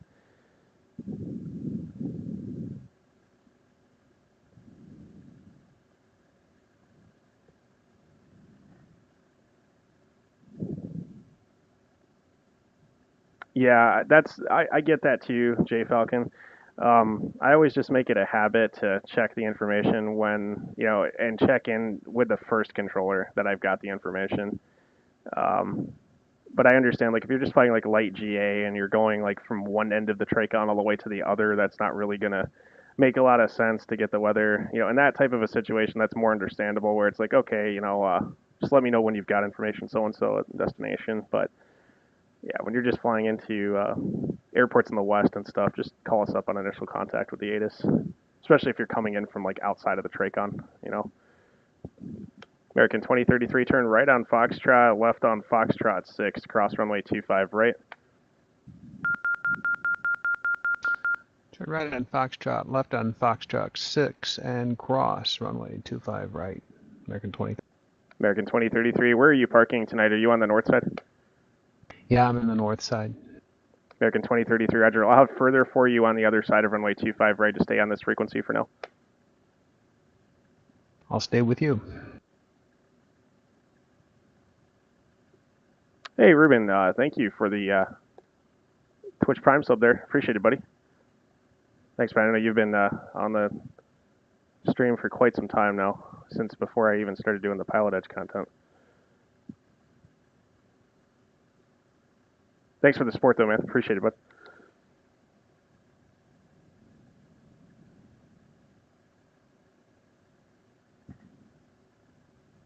I'll try to remember that if I ever end up getting an approach into Western U.S. again. Okay.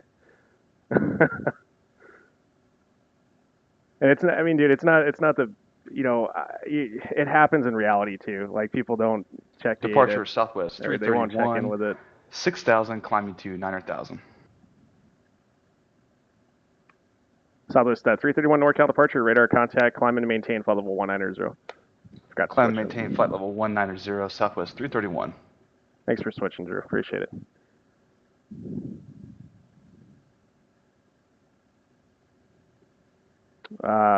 Anyways, again, not the end of the world, but it's little things like that that really you can tell, like somebody that's got a lot of experience working with ATC and communicating and stuff, or someone that doesn't.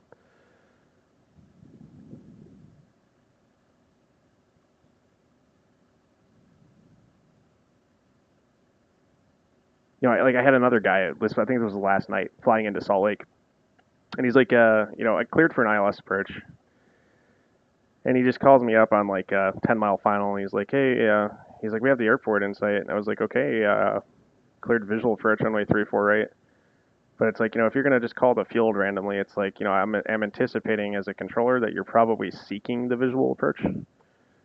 Just randomly calling us and stating that you have the field in sight is kind of an odd thing to do, unless we like request that type of information for some reason or another, like a PIREP. American 2033, taxi via Echo 6, Delta 6, Delta, and monitor ground on 132.55. I'll have more for you on Delta there. Probably just go Sierra and Charlie. Over to 132.55. American 2033, roger. Just confirm Echo 6, Delta 6, Delta, and change over to ground on 132.55 when you can.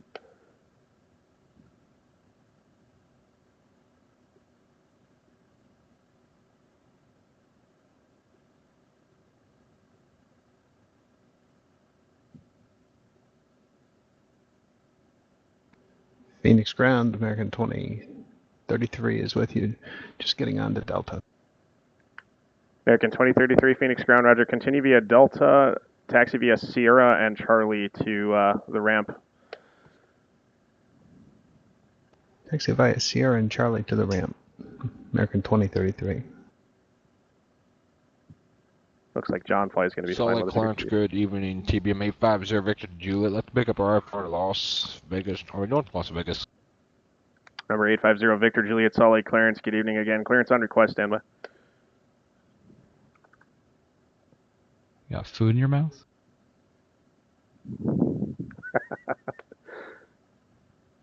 Southwest 331, contact Oakland Center 132.905. Oakland Center 132.905, Southwest 331.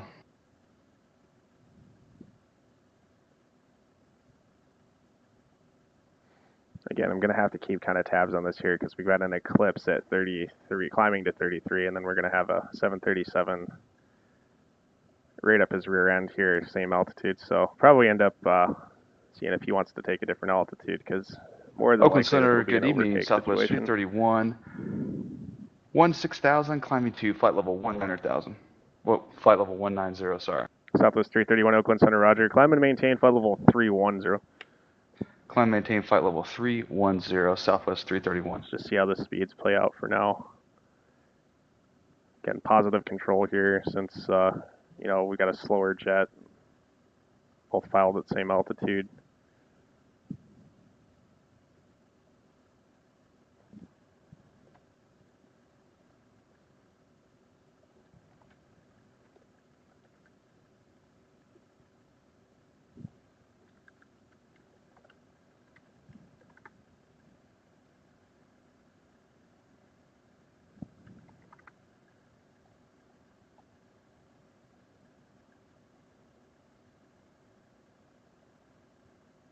Phoenix ground, American 572, Bravo 23, taxi with Papa. American 572, Phoenix ground, runway 25 right, taxi via Romeo Echo 13. 25 right, via Romeo Echo 13, American 572. Roger. Hey, John. Yo. Let's just do Columbia Sid with us here. TBM 0 Victor Juliet clearance available. Advised ready to copy. Ready to copy, 0 Victor Juliet. TBM 0 Victor Juliet cleared to North Las Vegas Airport, Weavix 6 departure, Bryce Canyon transition, Luxor 2 arrival. Climb via the SID, departure frequency 128.1, squawk 1516.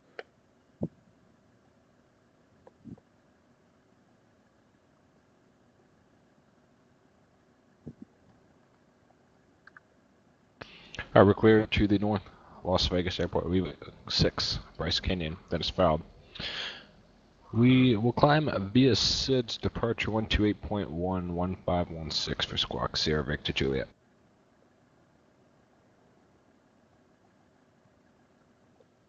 Bryce Canyon.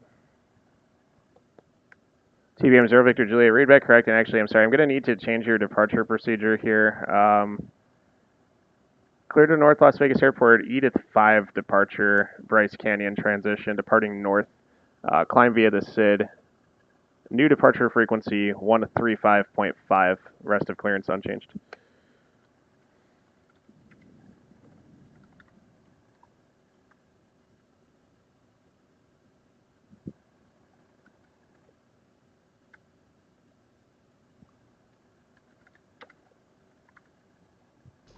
All right, we are cleared to the North Las Vegas Airport by the Edith 5.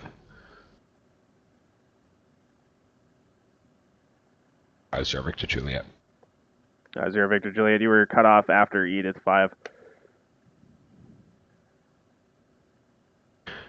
0 Victor Juliet, climb via the SID, departure 135.5, 0 Victor Juliet. 0 Victor Juliet, readback correct. Cliff 7, Mike Romeo, contact Oakland Center 127.45. Oakland Center 127.45 for 7 Mike Romeo. Figure out what Mach number he's doing too here.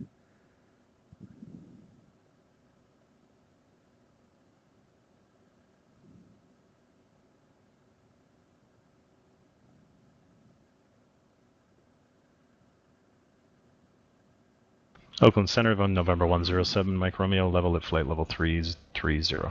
Over 107 Mike Romeo, Oakland Center, Roger. Same Mach number.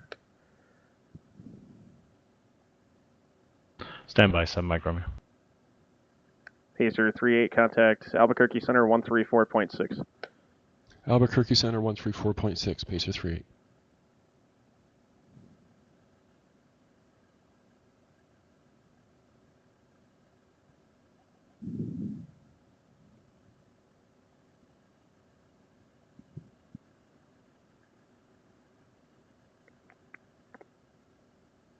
Albuquerque Center, Pacer 38, flight level 260. Pacer 38, Albuquerque Center, Roger. Oakland Center 7 Mike Romeo, Mach 0.62. Or 7 Mike Romeo, thanks.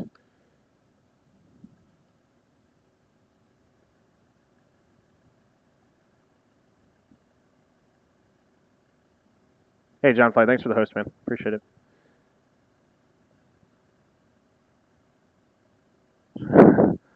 Time to bother me with some poor F-35 models. Okay. What's up, Scrub Hippo? Phoenix Tower, American 572, short 25 right. American 572, Phoenix Tower, wind calm, runway 25 right, cleared for takeoff. 25 right, cleared for takeoff, American 572. Hey, John, you right clicking? Right click. That's got to be some sort of an inside joke I'm not familiar with. Right click. Southwest 331, climb and maintain flight level 330. Climb maintain flight level 330, and just a heads up, we had a light top through flight level 240, Southwest 331.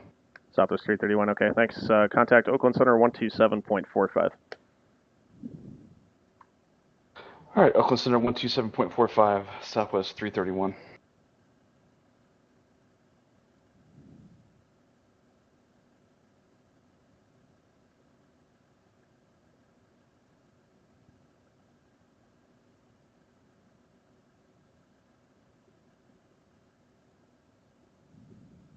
Oakland Center, Southwest 331, flight level 320, climbing to flight level 330.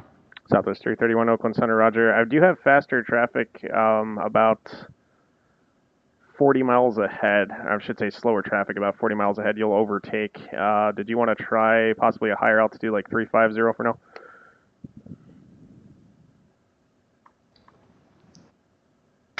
Flight level 350 is good for Southwest 331. Southwest 331, climb and maintain flight level 350. Climb and maintain flight level 350, Southwest 331.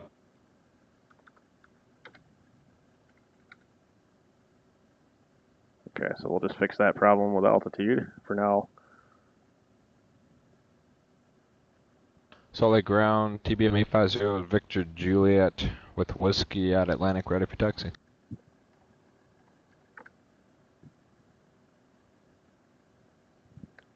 Remember, 850 Victor Juliet, ground runway 35, taxi via Kilo. 35 via Kilo, 0 Victor Juliet. American 572, contact departure. Departure, American 572. Phoenix departure, American 572, 4000 climbing via Snowball 5. American 572, Phoenix departure, radar contact, climb and maintain, flight level 210. Climb maintain 210, American 572.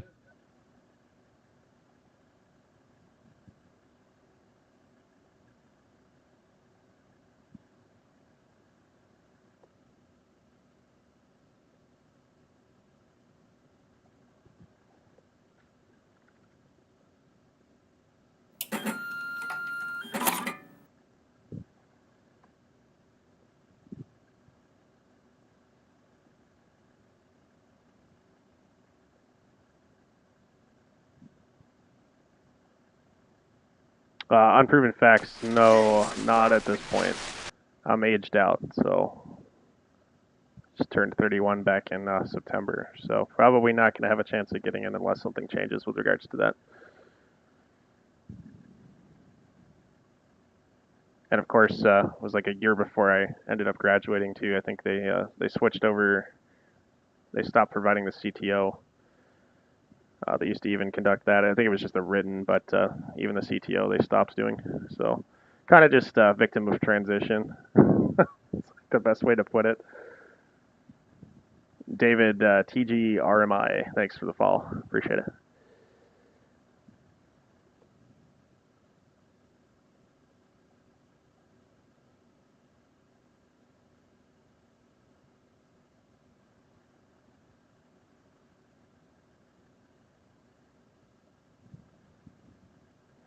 CTO is Control Tower Operator Certificate. Salt Lake Tower, TBM 850, Victor Juliet, holding short, tree 5, ready for takeoff.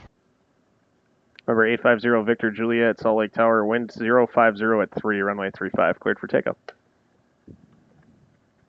Alright, tree 5, clear for takeoff, 0 Victor Juliet.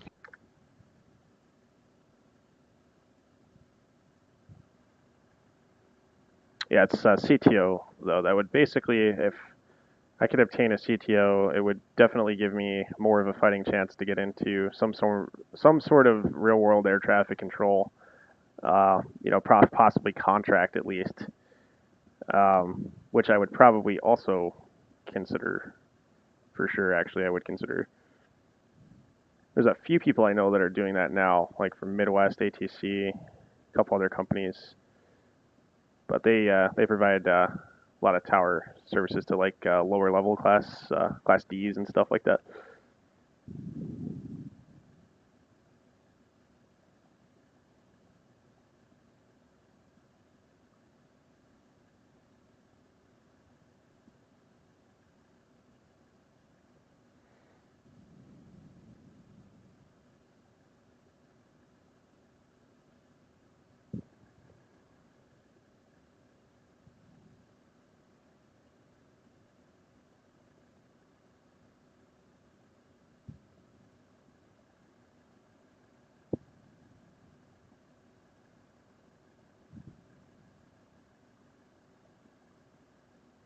Yeah, and really, the reason it's there, Ernie, is because of the pension stuff, which maybe you're aware of too. They want you to put 25 years in, and 56 being the mandatory retirement age.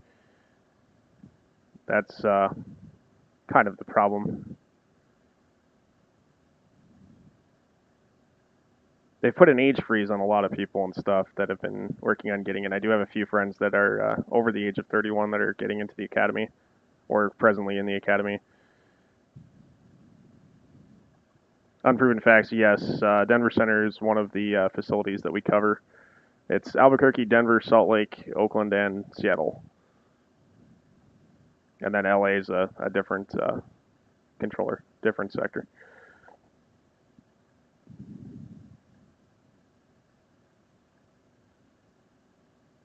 American 572, climb and maintain flight level 230. Contact Albuquerque Center 134.32 for hire. 230 over to 13432, American 572. TBM 0 Victor Juliet, contact Salt Lake departure. Alright, Salt Lake departure, good day, 0 Victor Juliet.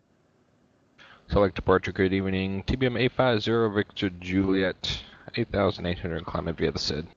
Number 850 Victor Juliet, Salt Lake departure, radar contact.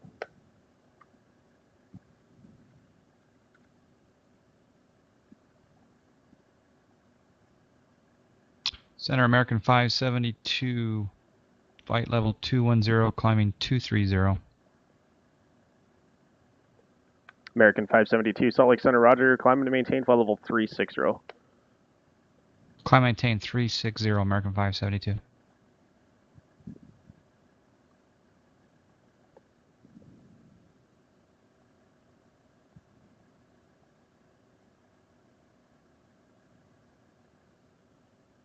TBM 0 Victor Juliet, climb and maintain flight level 230, delete speed restrictions. Flight level 230 and delete the speeds for 0 Victor Juliet.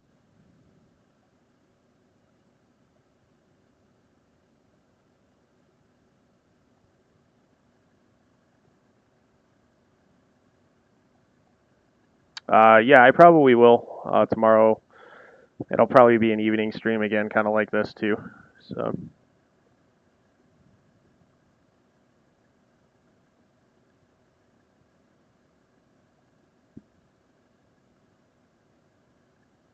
Oh, Navigator. Okay, very good.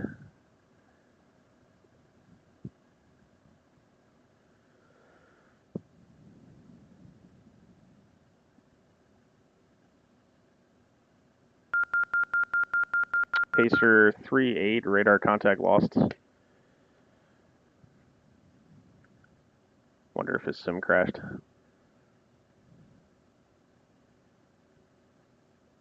Hopefully he'll come back. I always like when Pacer 38 flies. Fazaka 74, thank you for the Twitch Prime sub. Appreciate it, buddy. Welcome to the stream.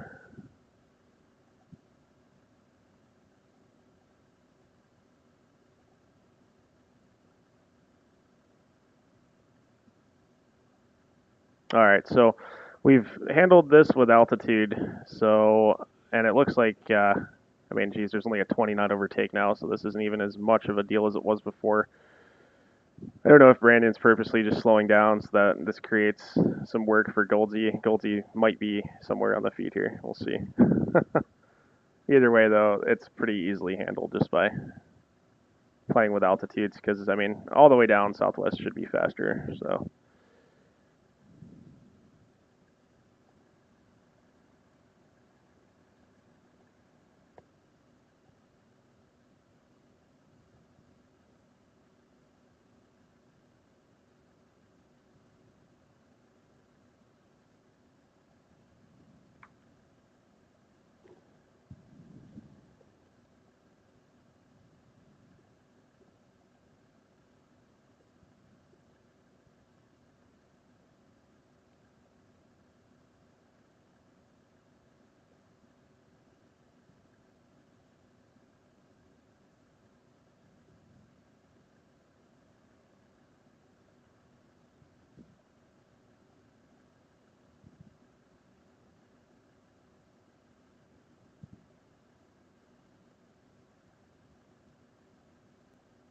TBM 0 Victor Julia, contact Salt Lake Center 135.77.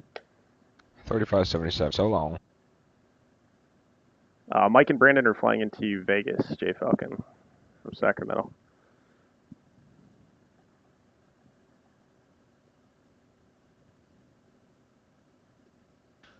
Salt Lake Center, good evening. TBM 850 Victor Juliet 17,700 for flight level 230. Number 850 Victor Juliet, Salt Lake Center, Roger. Climb and maintain flight level 300. 300 Victor Juliet.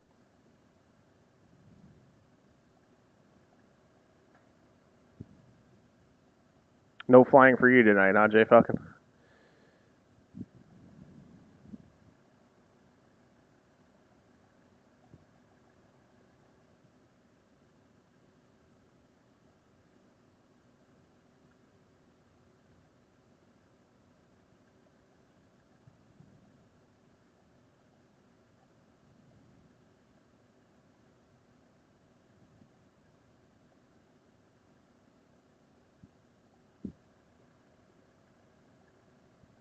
San Diego to Burbank, okay. Staying down in ZLA. I see how it is.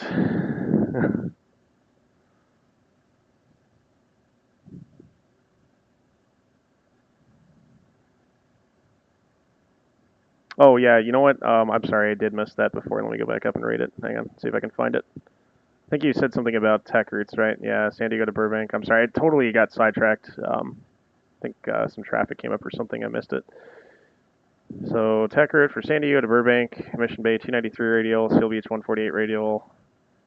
So Alex, we got Pebble 6, Seal Beach instead. Basically, in a nutshell, what it comes down to, Jay Falcon, is that the Pebble 6 is the same thing. It's exactly the same radials, it's the same airwaves, everything is the same up to Seal Beach. And it's just easier to put the jet on that departure procedure, especially if you were in a jet. It's much easier to put you onto that than to actually have you on a some sort of a vector to an airway or a radial and stuff. It's just far easier to assign the Pebble departure. So even when I was working traffic down there and stuff, they were doing the same thing. We would reassign the Pebble 6 departure, or the Pebble back then, whatever it was, like Pebble 4 or something. So we would always assign that instead for the jets, just because it's kind of pilot nav to the radial. So yeah, Center exactly. American 572 means 2 minutes from the deck, please. American 572, Roger. Approved as requested. Thank you. Southwest 331 radar contact lost. Assuming the sim crashed.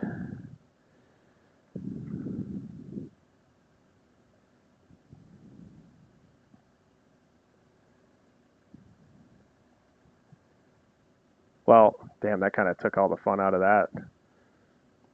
I was hoping that might actually compress a little bit more too, so that something would have to be worked out with regards to those two. That's the interesting thing. It's like, again, you know, the very light jets, the VLJs definitely bring a kind of an intermediate level. It's like, it's not a prop, but it's because it's faster, and it's not a real jet because it's, you know, it can't keep up with the speeds that these commercial air carriers can keep up with. So, you know, I wrote a report. This was way back in the day when I was still going to school at Embry-Riddle, and I wrote a report on like how VLJs add like a new level of complexity to air traffic control because there's no like VLJ routing, so to speak. It's like either turboprop routing or jet routing, and it's like you either have to slow them down or you've got to get them on some sort of a route that's like between what turboprops and props are using and what jets are flying at, since they can't keep up with those speeds. So it definitely creates kind of a weird sequencing situation. I mean, we've seen it during the events and stuff that I've worked here as well, just where, you know, you get a few people flying the VLJs, and it's like you almost have to think about like in advance if you're going to put them on some sort of a different routing. If anything, it's probably easier to stick them on prop and turboprop routing, just because of the fact that they can't keep up with the speeds of the jets, especially at higher altitudes. Should screw everything up nicely. Sasquatch 318. Ground at Rock Springs, looking for IFR to Great Falls International, please.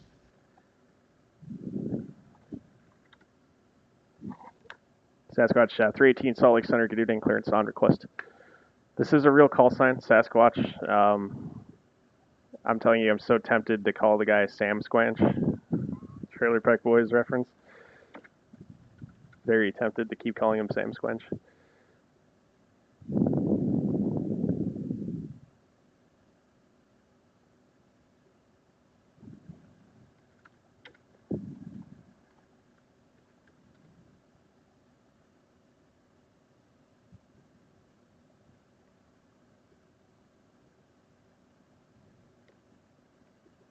Clip 7, Mike Romeo, contact LA Center 133.55, connect. LA Center 133.55, 7 Mike Romeo. Have a good one.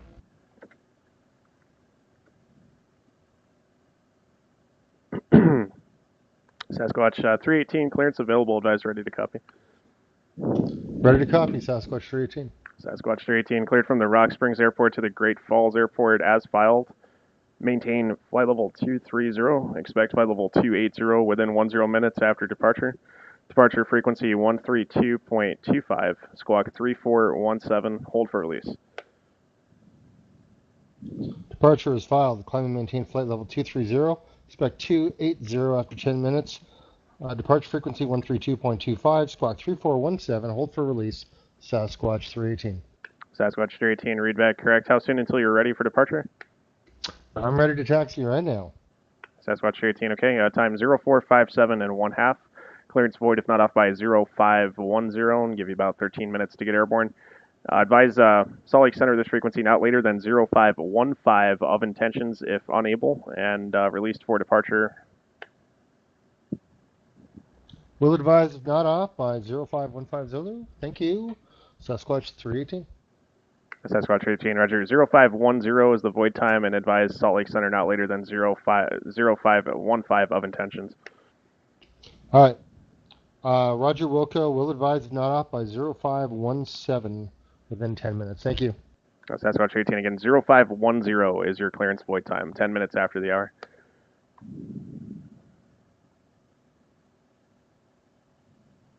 Zero 0510. Got it. Thank you.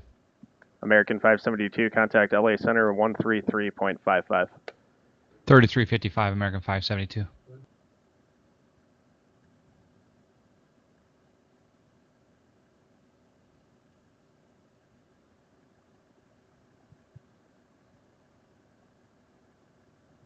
Yeah, what the hell happened there, Stanky Will? You guys just disappeared. Void readback standards, yeah. I try to keep it as like simple as possible, but it's amazing how much confusion sometimes those void times can come back with. And it's funny, dude, because for a while I actually stopped doing the whole, if not off by, advise such and such not later than, a time like 5 or 10 minutes after the void time, and that ends up creating a whole new level of confusion with some people. But I had a pilot the other day, and it was actually a flight school that was on here, and I didn't give the if not off by time, and they were questioning me about that. They're like, so if we don't make this void time, do you have anything else for us? And I was like, okay, yeah, sure, I'll get advise us not later than such and such time of intentions if unable. It's like, I had somebody criticize me for that, and it's like, then I start doing it, and it causes even more confusion. So it's kind of funny, like the habits that develop on here sometimes. It's like you're kind of damned if you do and damned if you don't. You're never going to make everybody completely happy. Brandon crashed, okay. Yeah, so it wasn't you. It was actually Brandon's fault. That's what it comes down to.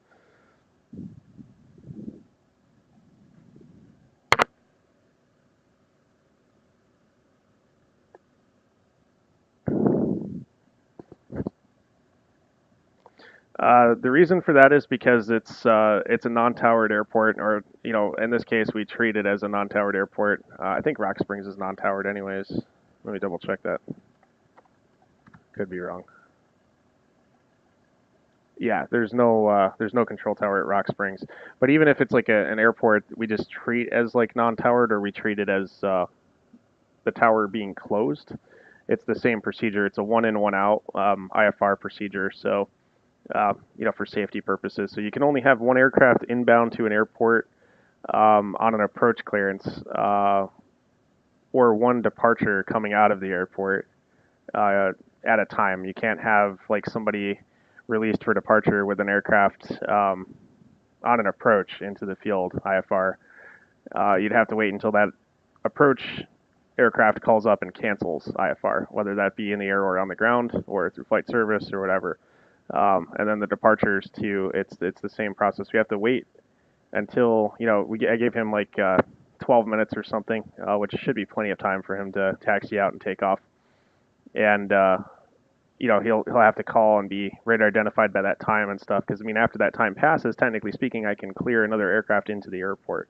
So it kind of just it allows you to use time to separate IFR aircraft that are coming into and out of non-towered airports. And again, safety procedure. Whole reason being is, we're not actually controlling the airspace, so we don't want more than one person flying IFR into or out of the airport at the same time. And it's like, same goes to, if you have like, 3 guys that are coming out of a non-towered airport. Like, you'll see Max do this a lot with Josh Gibbs. They'll fly out of Jackson Hole, as an example. It works the same way. We don't provide tower coverage there yet. So that is an airport that's on the list, but we don't cover it yet, so we still treat it as non-towered. So they might, there might be 3 or 4 guys flying out of there at the same time, and they're all going to call for clearance. I can give everybody a clearance, but just have everybody hold for release, and then, release one guy out, and then once he's positively radar identified, come back and release the next guy. So, in situations like that too, I'd be like, advise number 1 for departure, hold for release. So that way I know, when you're short of the runway and who's next in line, etc. So.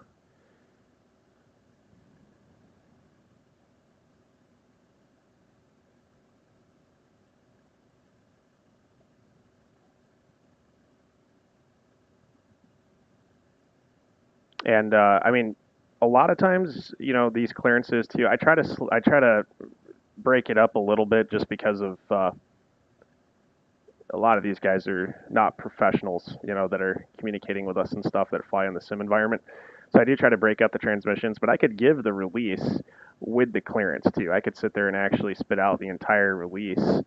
I could do it all. As soon as I finish the clearance, I can go right into the time hack clearance void if not off by such and such, report airborne this frequency, passing such and such point at XYZ altitude, etc., released for departure. The last thing you really want to be saying is released for departure, just in case the radio cuts off. But, you can do it all in one transmission too. Depending on, like, how confident I am with the pilot's communications abilities, I might do that from time to time.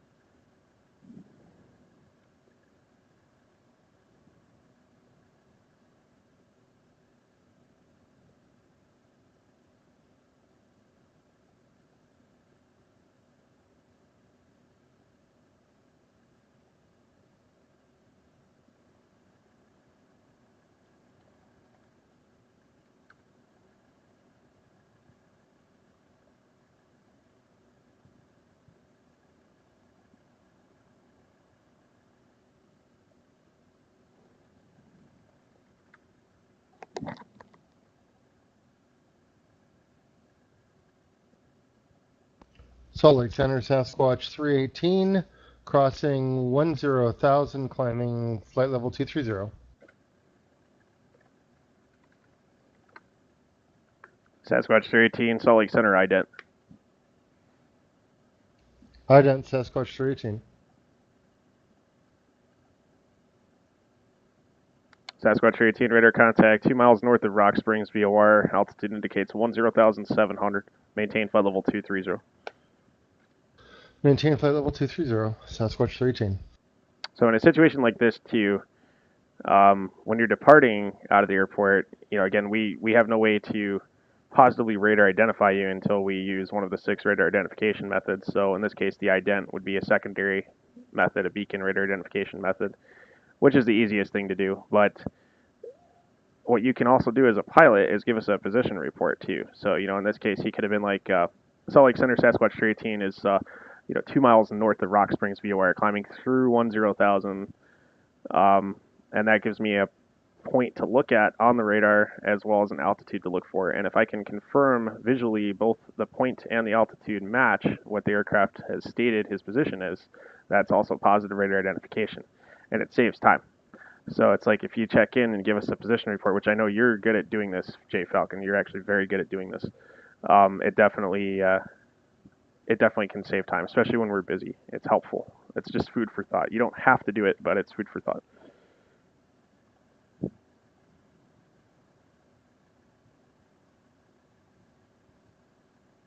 What us not professionals? Whatever do you mean?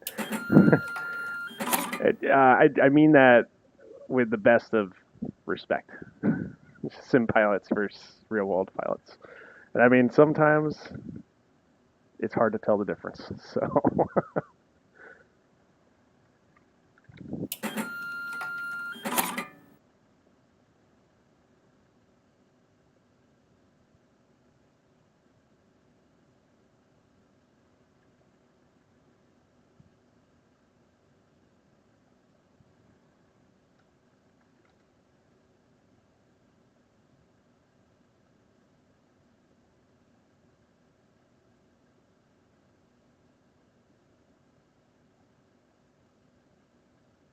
I don't know why they didn't just clear him onto the RNAV arrival. Would have been fired better. Monterey Tower, Cessna 254 Echo Kilo on the ground requesting IFR clearance to San Jose as filed.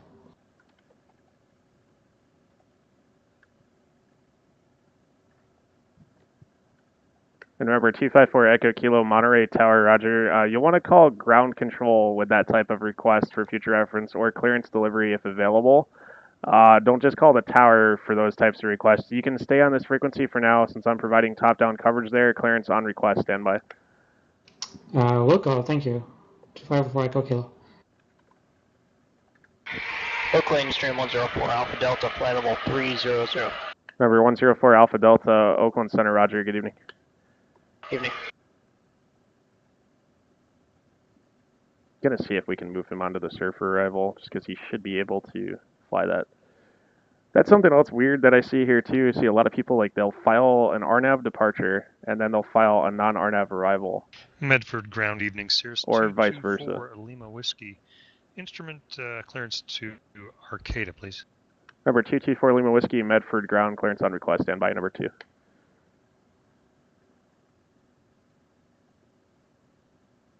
let's just do Monterey. Skyek, 4 Echo Kilo, clearance available, advise ready to copy.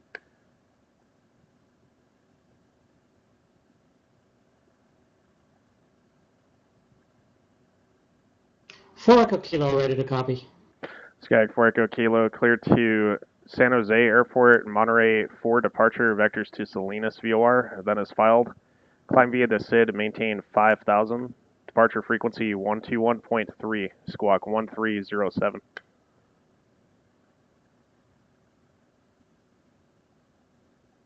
Okay, clear to San Jose, Monterey 4, departure, vectors to Salinas VOR, climb maintain 5,000, frequency 121.3, and squawk 1307, Cessna 254 Echo Kilo. Cessna 4 Echo Kilo, readback correct, expect runway 28 left for departure.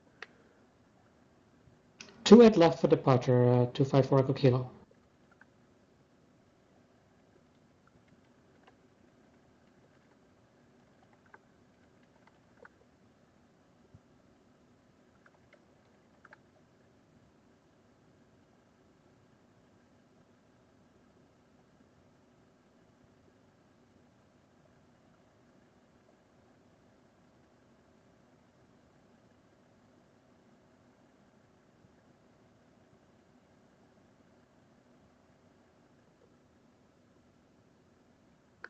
Number 224 Lima Whiskey, clearance available, advise ready to copy. Ready to copy, 4 Lima Whiskey.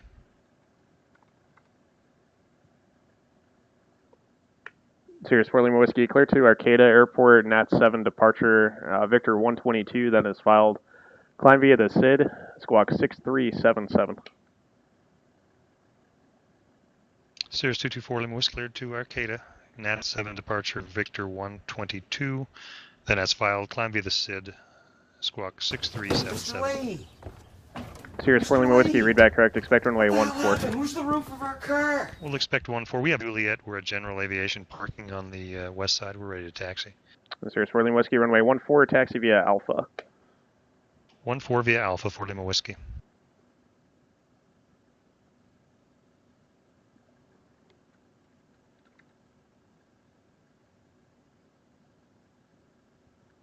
See if I can grab control real quick from Goldie.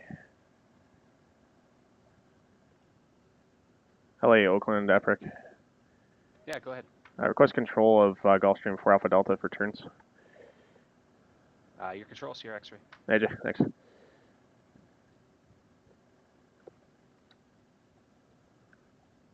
Okay, Let's see where I want him to pick this up here.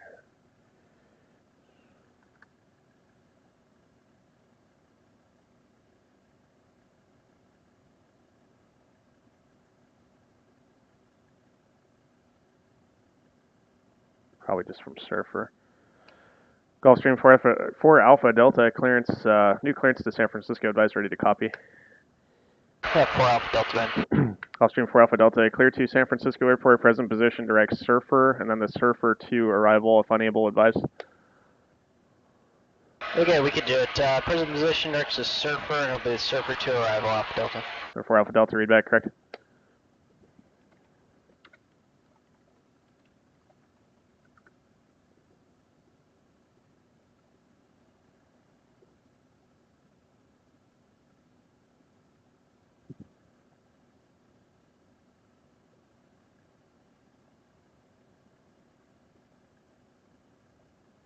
Ashman Media, thanks for the follow. Appreciate it. Welcome to the stream.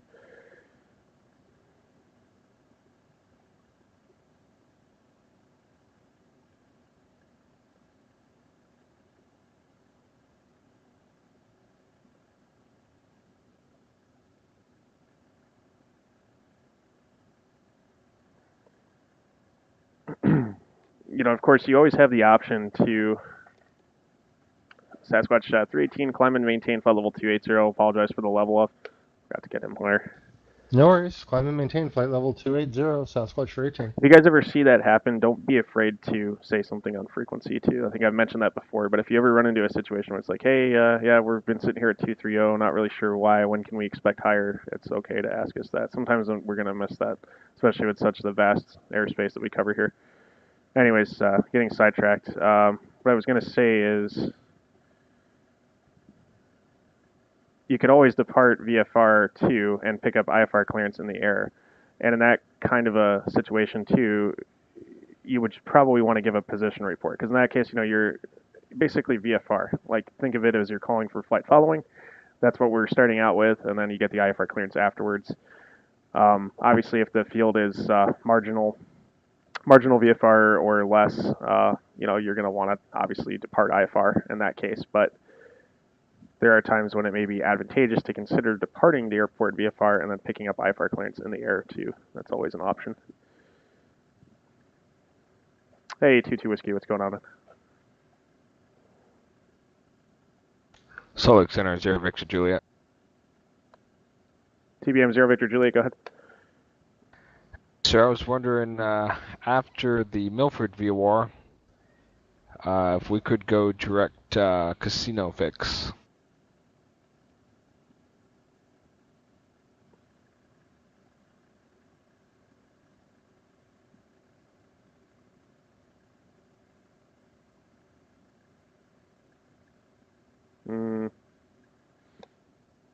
Casino.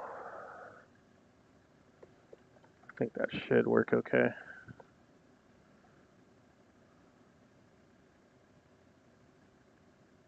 Sort two. Just want to take a look at where this is.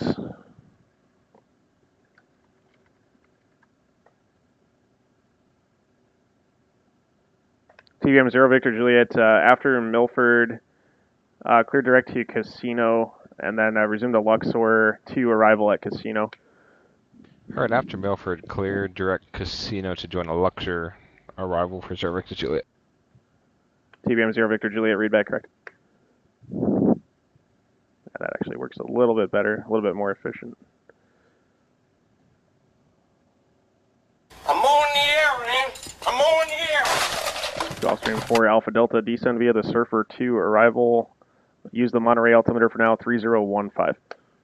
Descend via the Surfer 2, and was that 3015 to the meter? Gulfstream 4 Alpha Delta, affirmative. Thanks.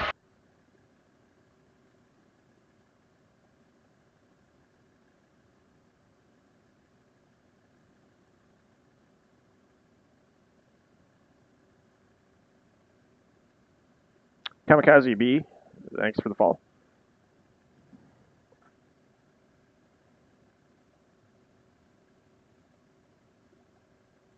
J Falcon, yeah, I mean,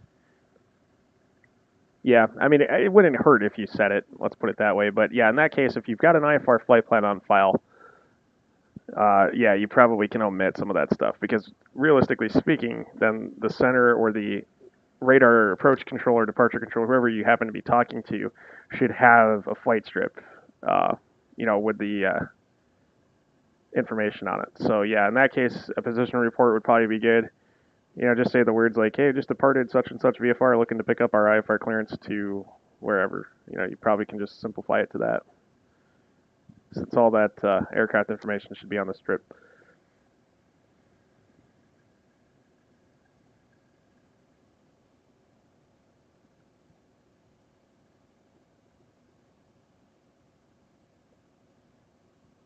John Fly is getting a dead headwind, it looks like. Let's have a look here.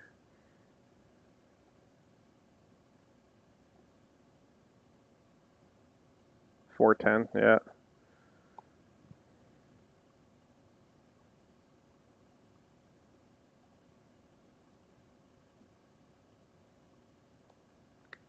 Sasquatch 318, contact center on 135.77. Over to center on 135.77, Sasquatch 318.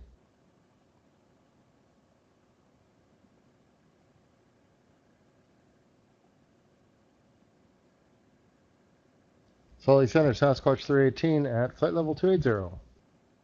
Sasquatch 318, Salt Lake Center, Roger. It's going to put all three of you guys on the same frequency. 0 Victor Juliet in, American 572 in a couple minutes here.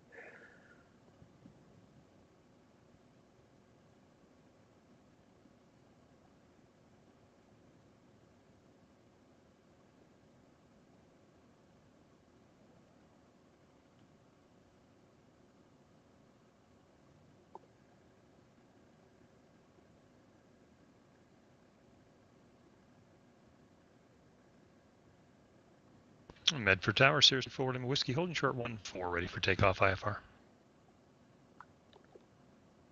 Number 224 Lima Whiskey, Medford Tower, wind calm, runway 14 cleared for takeoff. Clear for takeoff 144 Lima Whiskey.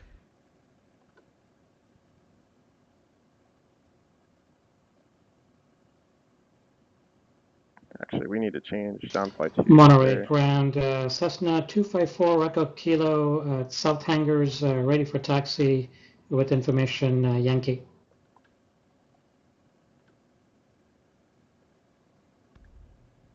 Remember 254 Echo Kilo, Monterey ground, runway 28 left, taxi via Alpha.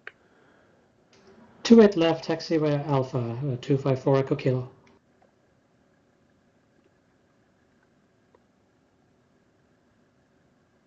Salt Lake Center, American 572, flight level 360. American 572, Salt Lake Center, Roger, good evening. Have an amendment to your clearance to Salt Lake, advise ready to copy. Copy, American 572. American 572, clear to Salt Lake City Airport after Bryce Canyon, join the Quen 5 arrival. Clear to Salt Lake after Bryce Canyon, join the Quen 5 arrival, American 572. American 572, read back correct?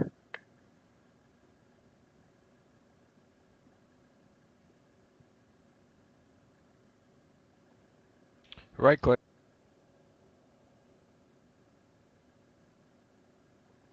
Still don't understand the right click thing. So what would the advantage be to picking up IFR in the air after departing VFR versus picking up on the ground?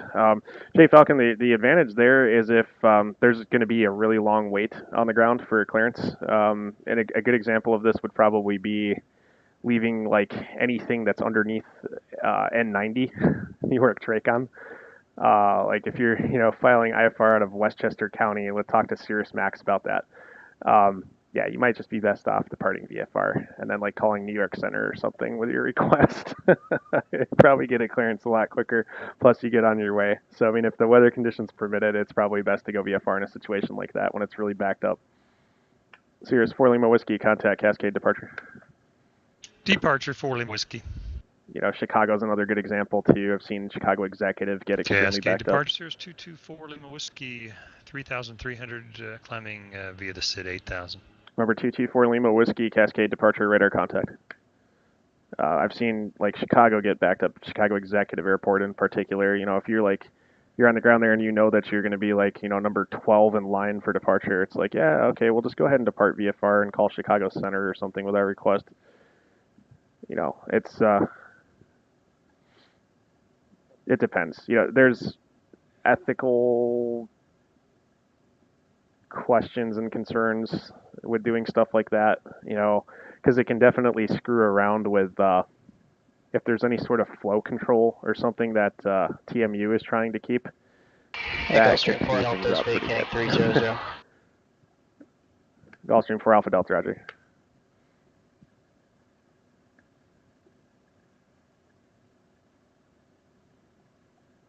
Yeah, and it's like, again, though, there's ethical concerns about it too. Like, I'll give you an example. There's this guy that I used to control with on VATSIM. I haven't seen him in ages. I have no idea what he's up to now, but he used to fly out of Lansing, Illinois, which is an airport south of the Chicago Heights VOR. It's like right around the Chicago Heights VOR, so it's like in the south part of Chicago's approach control airspace. And it used to take him a really long time to get clearances flying out of there and stuff. He'd be like I think he was like flying like a Learjet or something, or maybe it was a Citation of some sort that he used to fly out of there. But he would just take off, depart VFR, and it was easier for him to call the center to get his clearance. He'd get out a lot quicker. So, a lot of the times that he was being held at Lansing was because they had an arrival that used to go up in Chicago Midway called the Boiler Arrival. It's since been decommissioned. They now use like the Fisk arrival, I think. I think even the Fisk arrival's been renamed. That dumps in over South Bend Tracon, and then South Bend works the initial sequence for Chicago. But now that Boiler arrival's been decommissioned since that's mostly a departing corridor. Anyways, he would be held on the ground because he'd be trying to come out opposite direction to all these Southwest jets that were dumping in on this Boiler transition over Chicago Heights VOR. So he would just take off, fly right into these jets, and pretty much without a care in the world. But you'll find that a lot of corporate pilots have that mentality. So definitely a safety concern, yes. Ethical, definitely not. Efficient for him, yes. So, this is the same guy that used to fly into O'Hare, and it's like if he couldn't get a clearance into O'Hare, he would just go underneath the Bravo and call up O'Hare Tower to see if they could fit him in. So, call the tower directly, avoid the approach control sequence altogether. Definitely not recommended procedure, but is it a way around the loopholes in the system? Absolutely.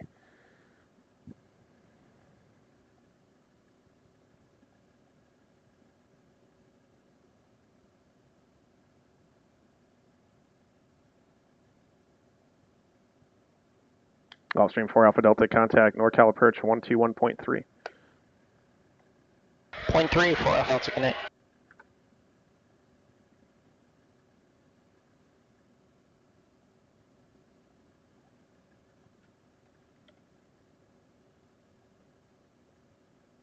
Gulfstream 104 Alpha Delta 25, descending to circle 2. Good evening. Number 104 Alpha Delta NorCal approach, roger, good evening.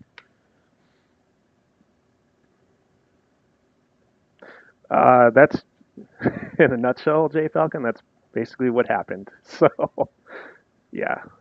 So it's like, he wasn't really being a team player, let's put it that way. But, I mean, I guess if you've got, if you have a company that's, really trying to keep things, moving and get people where they need to be, you have to weigh the pros and cons. This guy, I think, kind of had a death wish, too. He used to take people up over the Bears intersection in Chicago, which you guys can look that up on a TAC chart. And used to be an arrival fix into the Tracon, and from the southeast. And he used to go up and hold over that fix VFR at 11,500. So you tell me what's wrong with that when you figure out where that is in relation to O'Hare arrival traffic. You want to talk about sending off everyone's TCAS on the way down. This guy was definitely not the brightest bulb.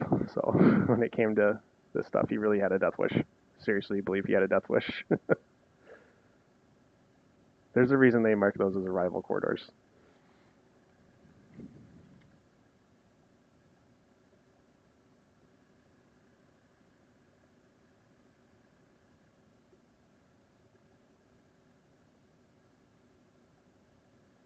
It's a plane watching spot, passing 500 feet over the top of you.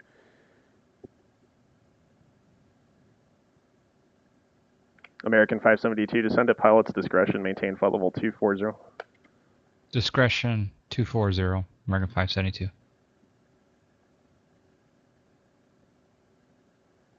Okay, let's see what's current at San Francisco. Quebec. Gulfstream 4 Alpha Delta information. Quebec is current at San Francisco. Advise when you have Quebec. Expect ILS runway 28 right approach. If you have another request, please advise. Yeah, we have Quebec and 28 right will be fine. Alpha Delta. Roger.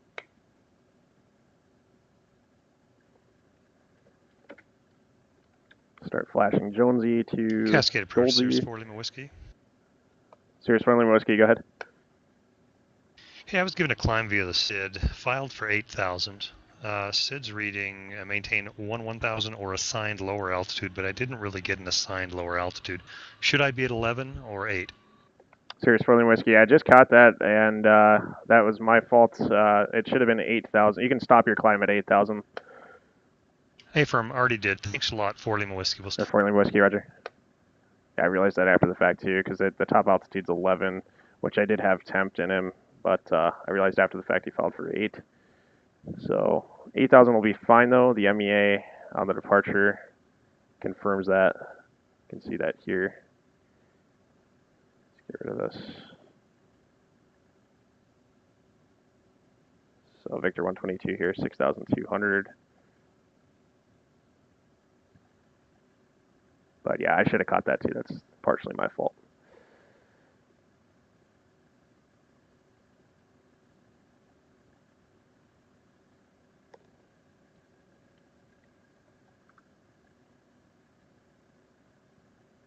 Yeah, MEA further down on Victor 122 is 8,000 as well, so he's fine at that altitude. That's not a problem.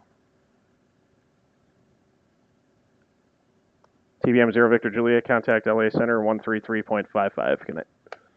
3355. So long. Zero Victor Julia. See ya.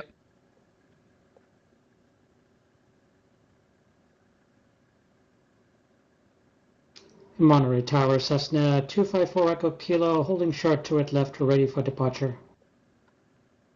Remember 254 Echo Kilo, Monterey Tower, wind calm, runway 28 left, cleared for takeoff. Turret left, cleared for takeoff, 254 Echo Kilo.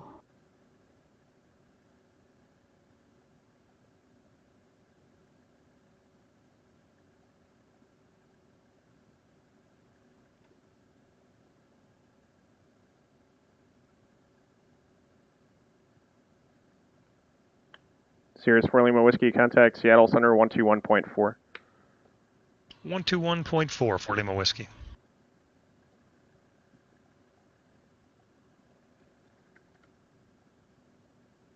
Seattle Center, good evening, Sirius 224 Lima Whiskey, 8,000. Remember 224 Lima Whiskey, Seattle Center, roger. Medford altimeter 3000. 3002, I heard, for Whiskey. 4 Lima Whiskey 3000, 3000. Okay, 3000 for Whiskey.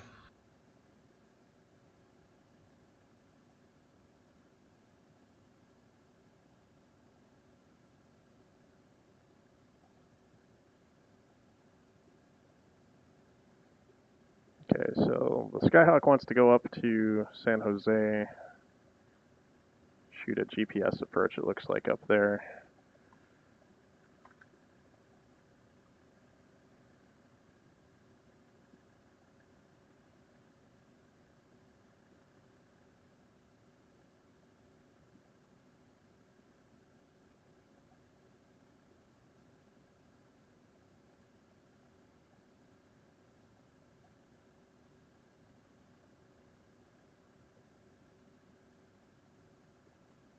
Salt Lake Center, American 572, out of flight level 360. American 572, roger.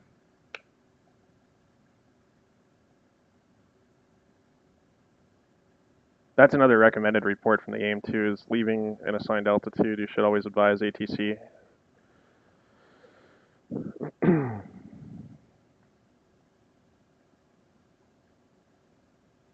So even if you're given a pilot's discretion to descend, you can start down when you'd like. You should still advise ATC when you are starting down, just like John Fly did there.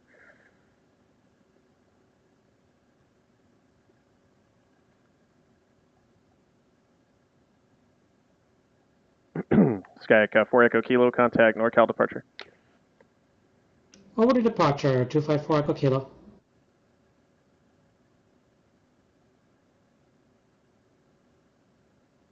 NorCal departure, 254 Echo Kilo, 1,700, climbing 5,000.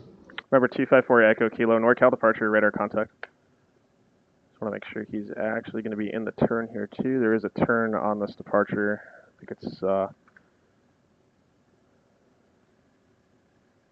should be passing like 700 too. So let's double check. 329er.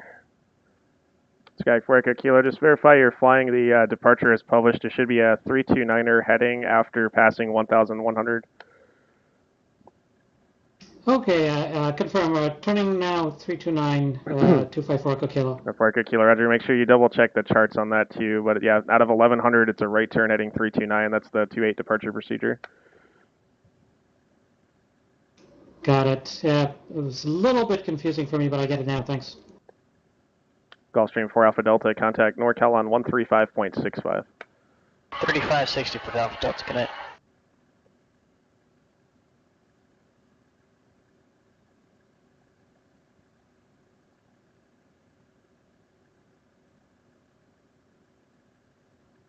Gulfstream 04 Alpha Delta is with the 82, descending away to Surfer 2 with Yankee.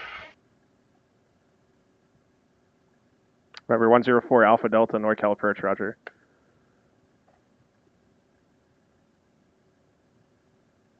Okay, he's up above 3 now. We can go direct to Salinas. Sky 4 Echo Kilo, turn right direct Salinas, VOR. Right direct Salinas VOR, 254 Echo Kilo.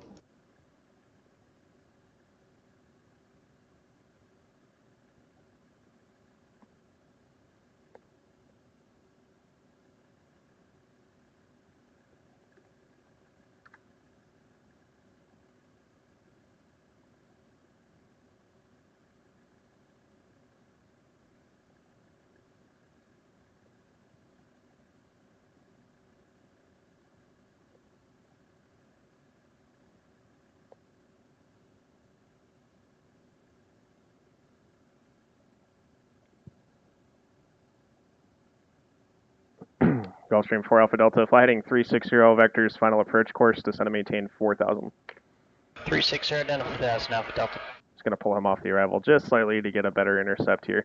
I don't always like clearing people out right off of Menlo, especially in the jets. It's kind of a tight turn. It's kind of silly, but this will probably work a little better. Again, not required, but just going to do it.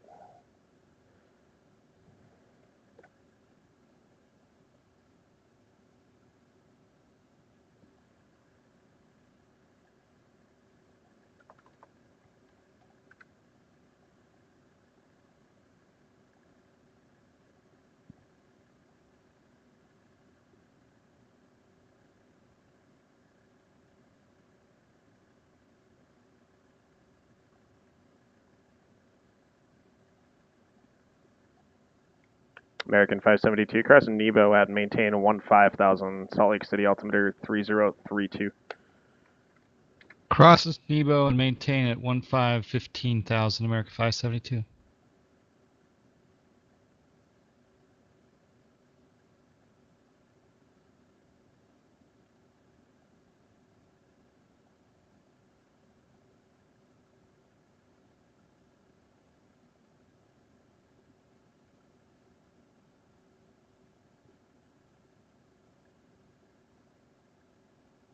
Gulfstream 4 Alpha Delta, turn left heading 340.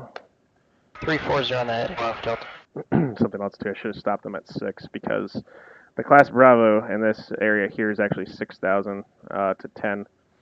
So you'll notice again here, this is another example of that that issue where I should have stopped them at 6 because of the fact that the Bravo only extends to 6 here. And again, you go underneath Bravo, technically speaking, you're supposed to slow to 200 knots or less. So I also should have advised him that he was going to be outside of the Bravo for a few miles. But it's kind of one of those gray areas of the 6.5. It's like, yeah, you're supposed to be 200 or less below Bravo, but if you get a vector outside of it and you've already been in it, it's like, Okay. Corporate pilots have at it. Duke it out. Tell me what you think.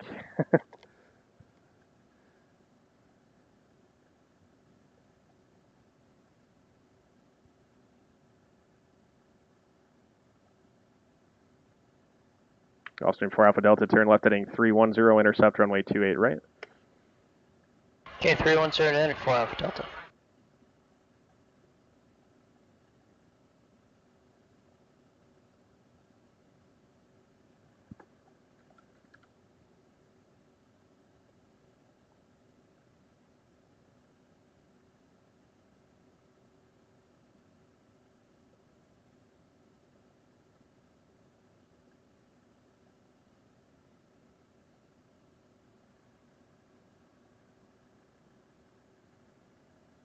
Yeah, no problem, J Falcon. You have a good night, man.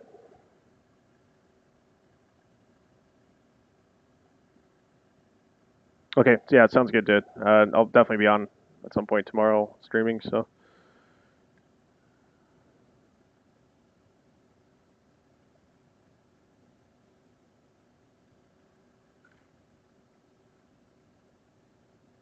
Gulfstream 4 Alpha Delta, 3 miles from Seepin, cross Seepin at or above 3,000, cleared ILS runway 28 right approach. Sure Okay, Seepin at or above 3, cleared ILS 28 right, 4 Alpha Delta. Looks like he's just going across the localizer now. Let's see if we can figure that out. 4 Alpha Delta, just confirm you're picking up 28 right? Yep, we're just making the turn now. Okay, thanks. It's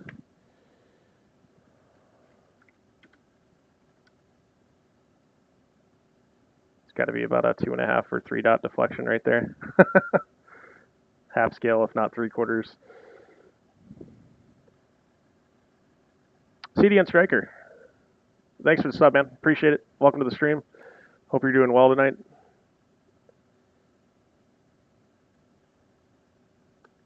Skyek 4 Echo Kilo, say approach request at San Jose when able.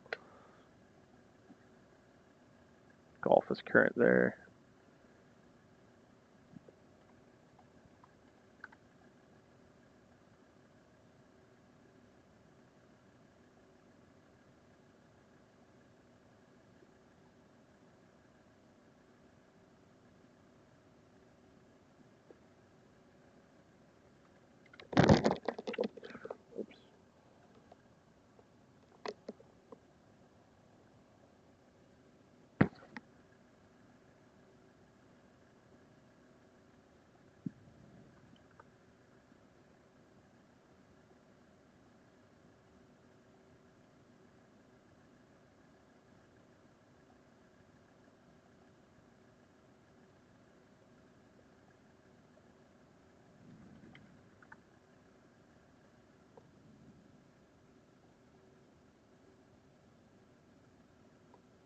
And Sky 4 Echo Kilo information. Golf is current at San Jose. Advise when you've got Golf.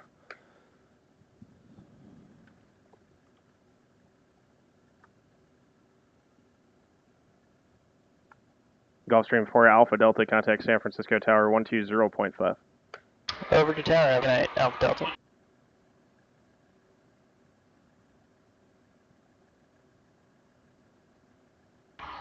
Hey, 104 Alpha Delta is just outside of the bridge, ILS 28 right. Number 104 Alpha Delta, San Francisco Tower, runway 28 right, clear to land, wind 070 at 4. Clear to land 28 right, Alpha Delta.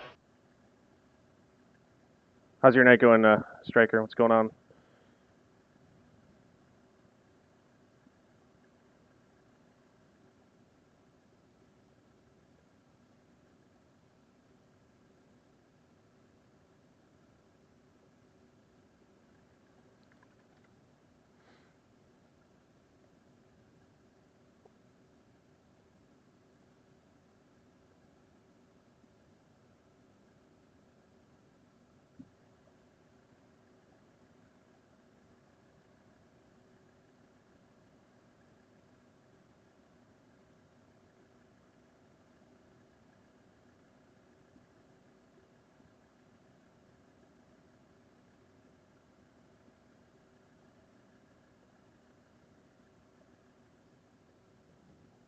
American 572, contact Salt Lake approach 128.1.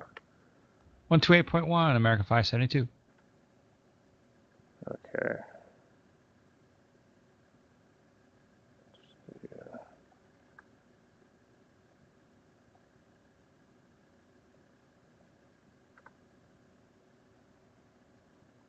Salt Lake approach, American 572. Flight level 200, descending via the Quen 5 with Alpha. American 572, Salt Lake approach. Thanks for Alpha. Expect ILS runway 34 right. Expect ILS 34 right, American 572. Oh, we lost our Skyhawk. Skyhawk 4 Echo Kilo radar contact lost.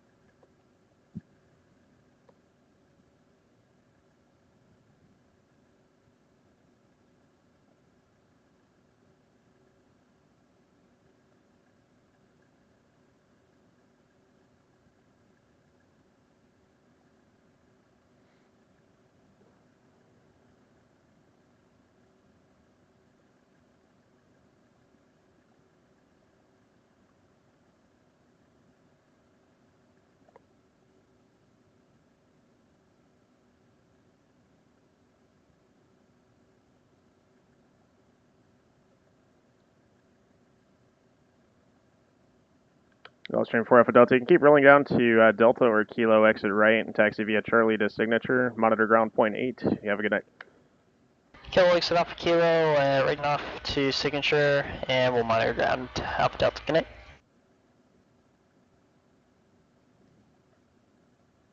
American 572, descend via the Quen 5 arrival. Descend via the Quen 5, American 572.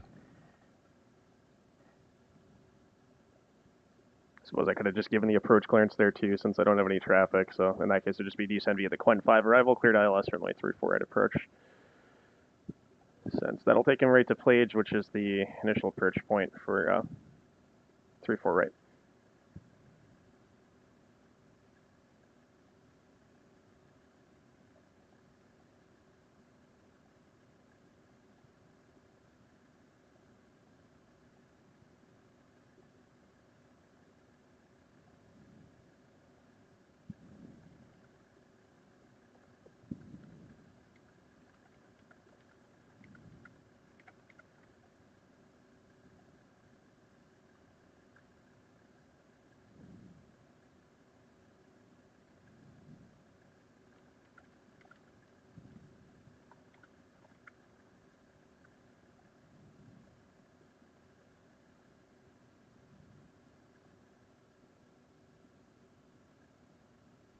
Salt Lake Center, Sasquatch 318. Go and request off frequency for a few minutes.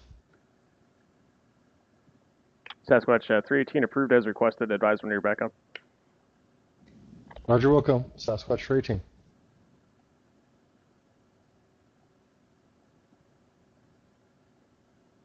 Keep an eye on some of this VFR traffic here as John Fly descends in. He might have a couple. That might be a factor for him. So.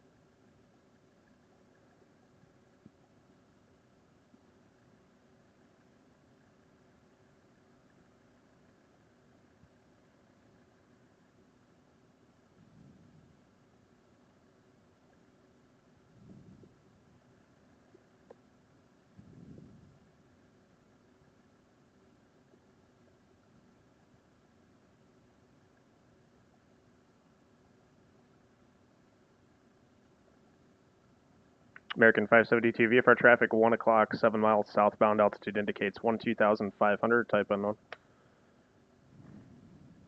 Got him on TCAS, we're looking American 572.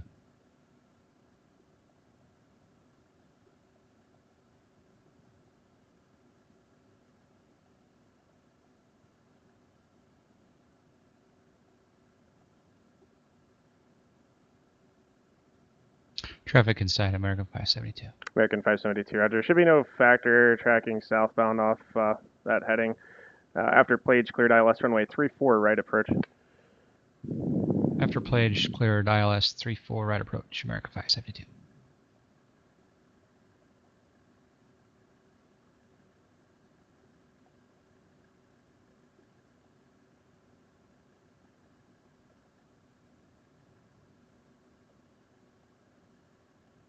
.485.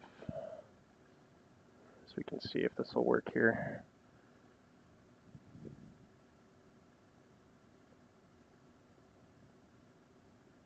Sirius 4 Lima Whiskey, contact Seattle Center 124.85.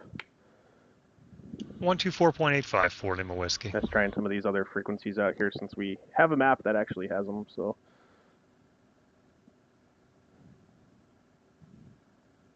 Some of them, they were saying, like Dominic was saying, they don't all work, but he said a good portion of them do. Seattle Center. So looks like this one does. Lima Whiskey 8000. Holly Center, Sasquatch 3. Here's 4 Lima Whiskey, Seattle Center, roger.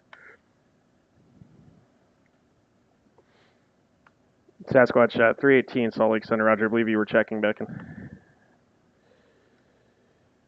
Yeah, I'm with you. Sasquatch 318. Sasquatch 318, roger.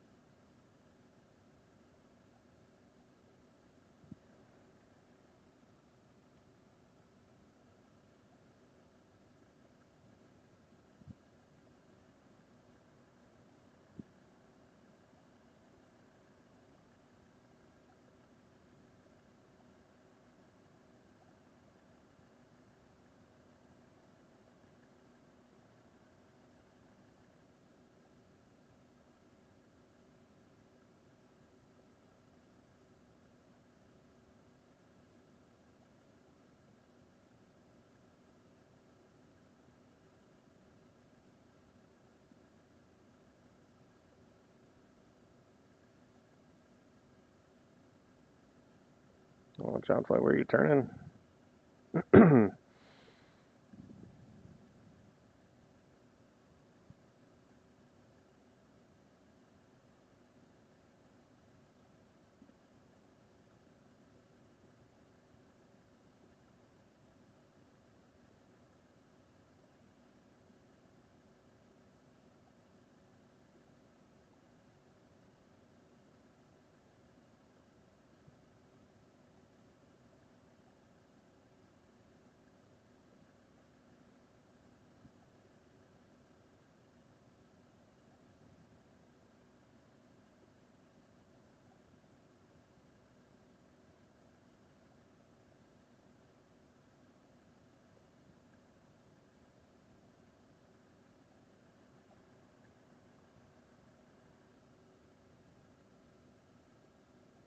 Make sure you're picking that approach back up, John Fly. I've seen you turn off to the east there.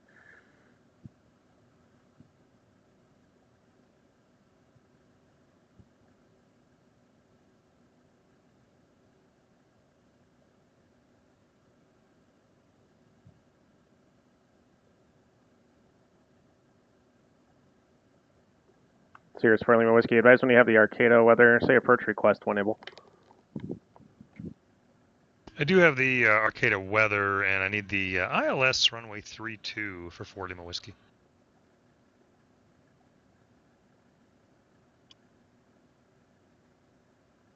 And clarify, I can pick that up from Fortuna for Fort Lima Whiskey.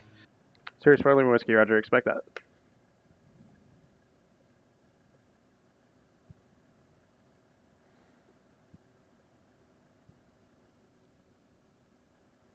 Victor 27. Let's do.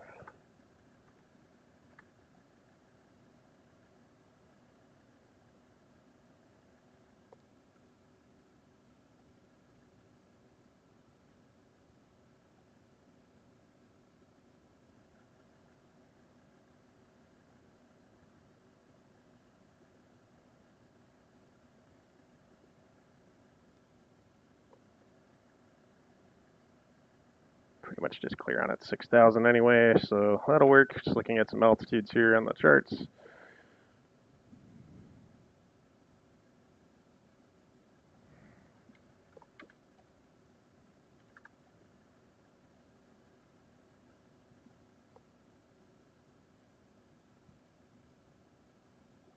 Looks like John Flyer recaptured.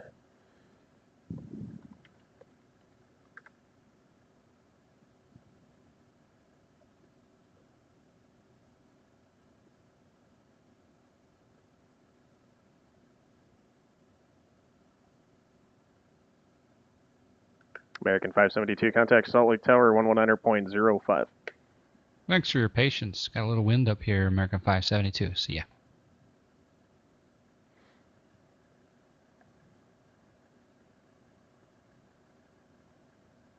Salt Lake Tower, American 572, ILS 34 right.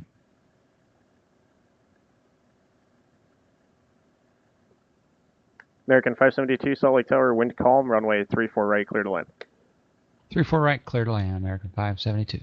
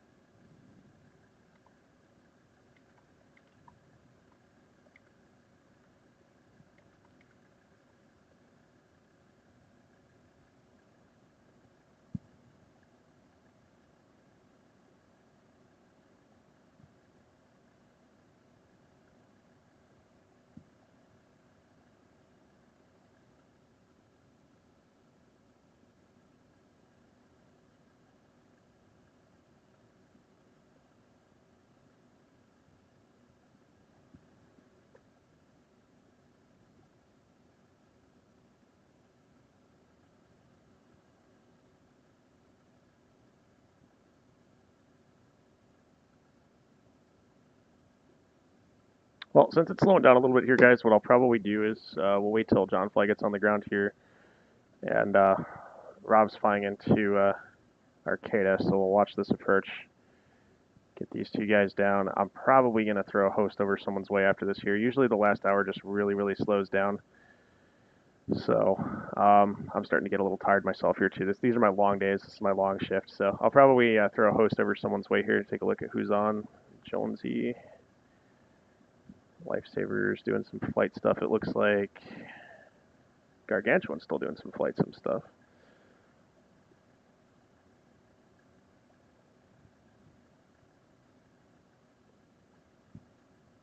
Mr. Salmonus, how's it going?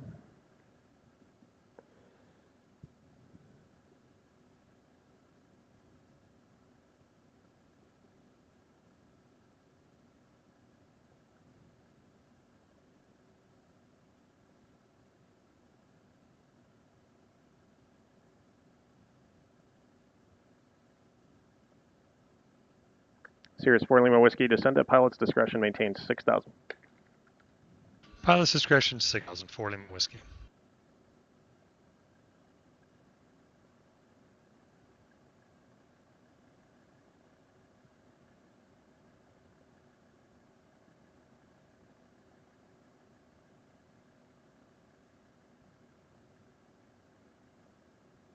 I do, yeah. I also control on VATSIM. It's been a little while. I'm just taking a little break right now. Once I get back up to back to North Dakota, where I presently reside. I've been on vacation in Florida, but once I get back up there, probably start getting back into the VATSIM ATC streaming as well. It'll be probably at least a weekly stream.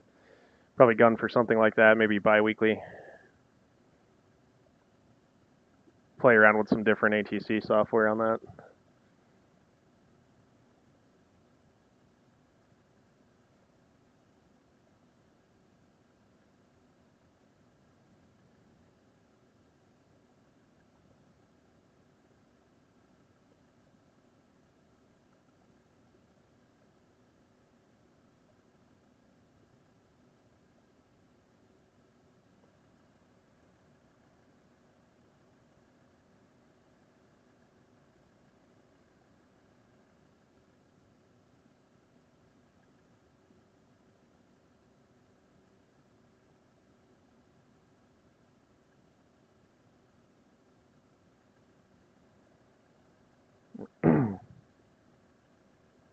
Geez, 15 to 20 inches. Holy cow.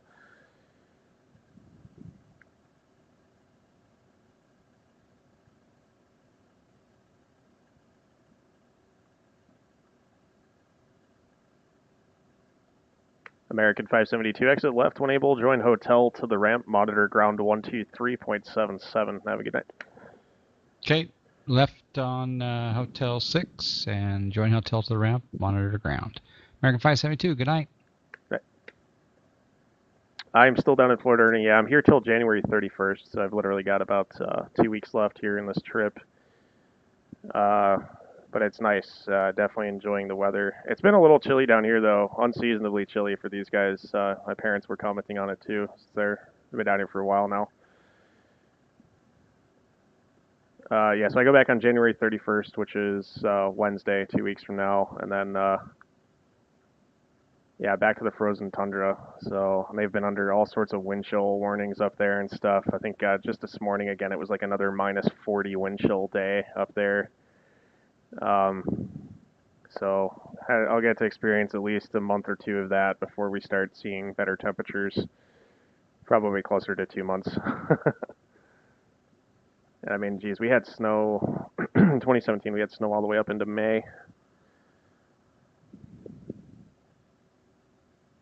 And it wasn't like a very long summer this past summer either. It's like we did get a few days where it got really hot, but it wasn't like as long as previous ones have been. It wasn't as nice.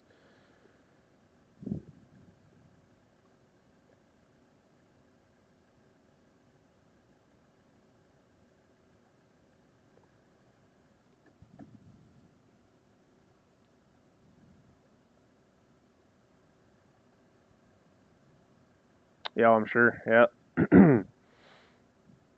It's been super cold though where I'm from. Salmonus, it's super cold. Like in Grand Forks, man. I take a look at it. Like, I guess we can pull up a METAR right now for Grand Forks and see what's going on. I don't know if they're still under that wind chill warning. See if that wakes up the machine there. There it goes. Temperature minus 2.5, dew point minus 2.8. Look at that, it's a high altimeter setting there too, 3085. So that's cold.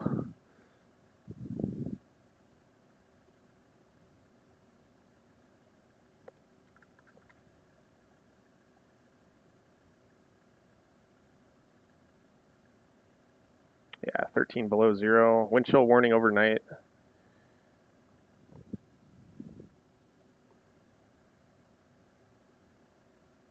Low around minus 28. Wind chill values as low as 44 below. Tuesday, low of wind chill values low of 45 below. A high near zero. That's nice. And then, oh, look at this though. Thursday it goes up to 30. Friday, 35. See, we get the snow and it gets warm. I'm on here. Low capture, yeah, I could see that. I definitely could see that. No problem, man. I saw you correcting, so that's why I'm like, I'm not going to say anything. I'm watching it, so kind of figured something went a little off, so no big deal. Watch this VFR traffic here that's descending over the top of Rob here.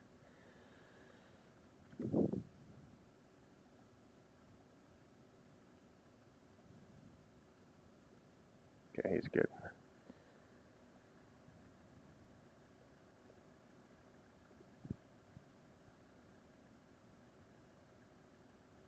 Griffey, thanks for the follow. Welcome to the stream.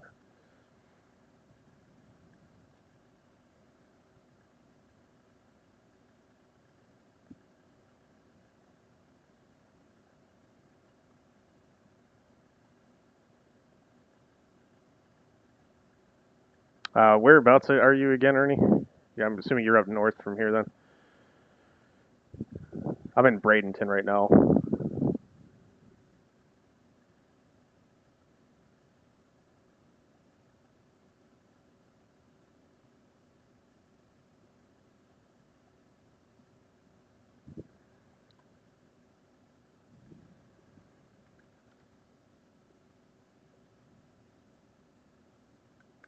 Sasquatch 318, descend at pilot's discretion, maintain flight level 240. Senate pilot's discretion, maintain flight level 240, Sasquatch 318. Panhandle, okay.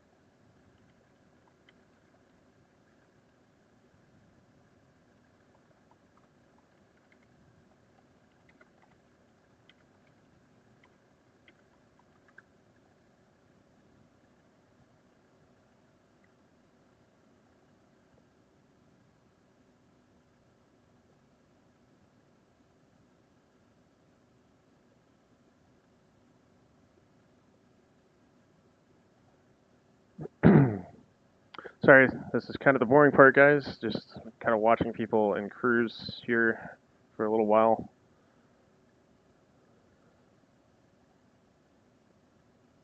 Sasquatch 318 here is landing in Great Falls, just starting him down to 240, switch over to the low center in a little bit. And then 4 Lima Whiskey, I've just got level at 6 now, tracking Victor 27 towards Fortuna for an ILS approach to Eureka, California, or Arcata.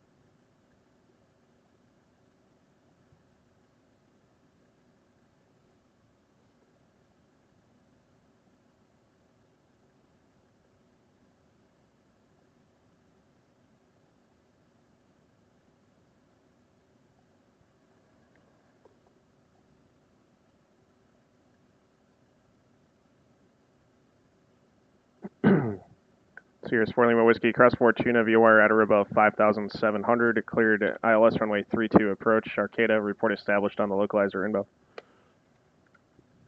Okay, cross Fortuna at or above 5,700, cleared for the ILS runway 32 approach, and we'll report inbound 4 Lima Whiskey.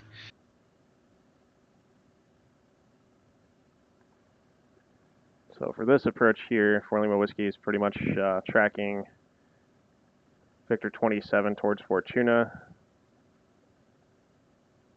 Feeder route will take him off on a on the 063 radial from Fortuna out towards Vomac, which is an initial fix. He'll need to conduct a procedure turn here to come back in on the approach then. Again, we can't vector for this one since we don't have any sort of final approach course information on the video map. So just a full approach clearance.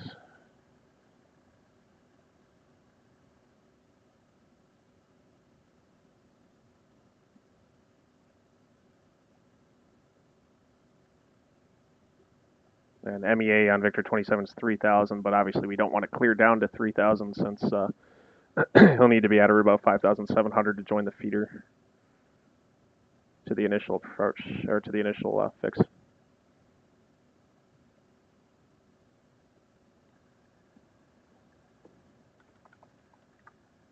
Take a look at Great Falls weather here, see what's going on.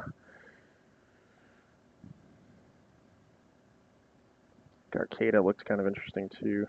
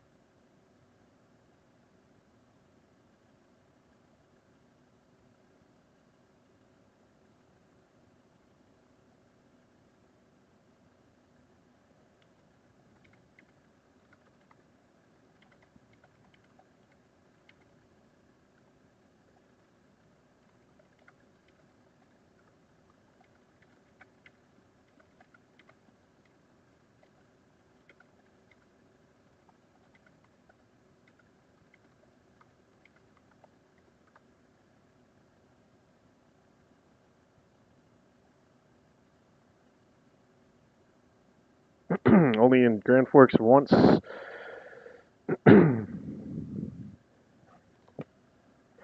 Jetstream was strong and far south. Let's see, making ground speed about 100. Unplanned fuel stop, yeah. Yeah, man, the winds can be crazy. They can really be crazy up in North Dakota sometimes. That's the one thing, man, that just makes the cold sting like no other. It's actually not that bad when the temperature is down, like around like -5 or -10 even, if there's no wind. It's really not terrible. Like you can stomach it for a few minutes outside. You know, if you need to run outside for a cigarette or something. If there's any smokers out there. It's not so bad, but the wind is, if you get just even the slightest amount of wind with that type of a temperature, it is just brutal. That's for sure.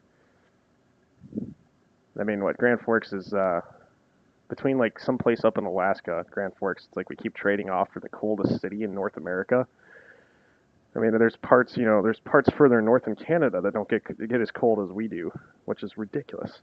Thanks for the host. Who did I miss? That was El Garg. Hey, Garg. Thanks for the host, man. I was actually going to just throw it your way, too. I was thinking about it because it's starting to slow down here. But welcome, Gargantuan viewers. Hope your flights went well tonight, Garg. I wasn't able to watch a whole bunch of it earlier. I tried to catch some of it, though. Because of what you said, you were working on the I-6, I think. So hopefully that worked out for you. Sure, we'll catch you up in the west here soon.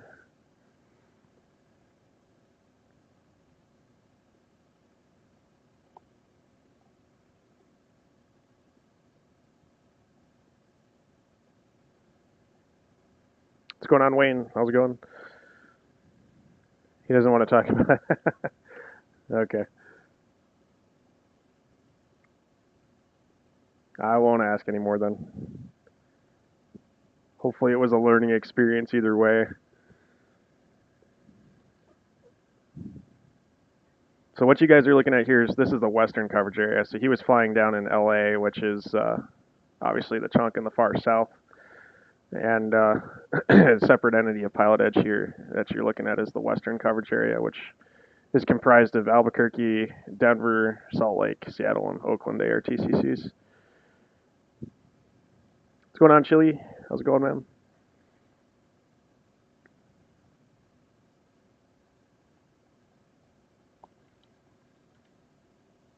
Start taking a look at some airway information here.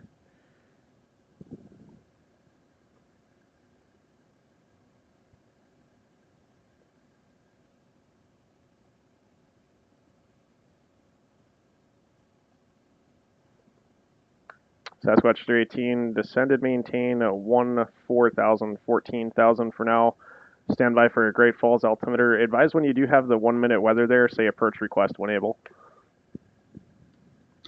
Yeah, I was just about to call you to tell you I was starting descent. Descend and maintain 14,000. I have the weather for Great Falls, and I'll take the visual approach, please, for runway 21. Sasquatch 318, expect a visual approach to Great Falls, and yeah, I show the altimeter there, 3029.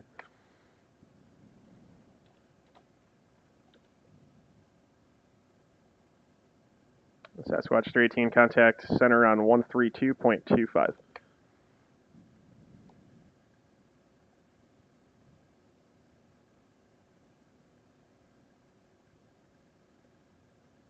Actually, you know what? Maybe I'll test another low frequency here. Let's see. Low is going to be 33.4. Let's try that. Oh, did we just lose them? Oh, that's not good. I've seen like 6 people crash tonight. Sim crash. Sasquatch 318, center, how do you read? I think we lost them. Boys. It's like, seriously, not even a joke. It's like the 6th person tonight I've had crash on me, like mid-flight, or close to the end of it. Sasquatch 318, radar contact lost. Have a good night. No, I'm just kidding. Alright, so then there's one, unless he comes back somehow. Just keep an eye out here on the overall sector view. This is the new map that I've got on the top left here too. This is also being worked on. I was just advised by Dominic there's some changes coming to this one. And we've got a new approach one that we're working on here as well. So Sam Squanch, yet. Sam Squanch is down. In true Trailer Park Boys fashion.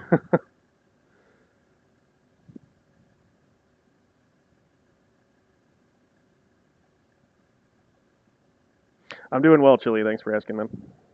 I'm a little tired. This is my long day.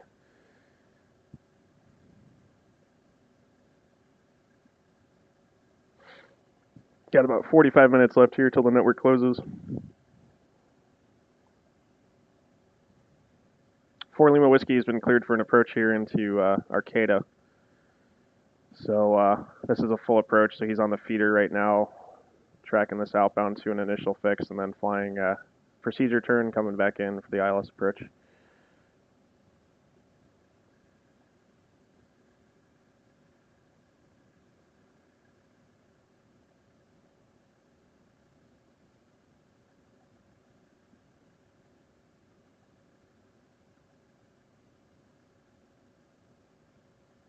basically there wasn't a whole lot of work left to be done with Sasquatch because it was just going to be advise the field and site cleared visual approach.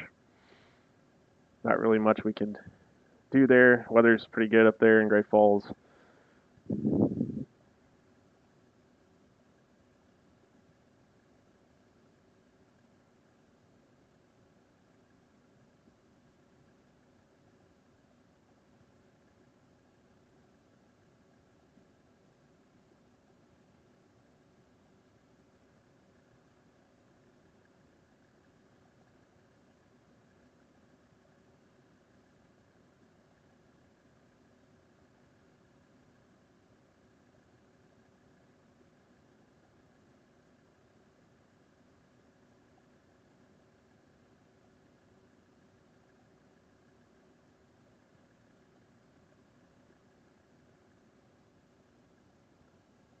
But yeah, things definitely slowed down. This is the last hour of PilotEdge. Generally speaking, it's usually pretty slow.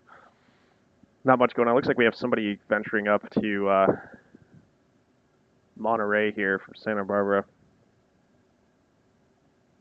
He's still quite a ways out though. 160. He's probably still on the ground in Santa Barbara. Let's see what that distance is. Yeah. That or just departing.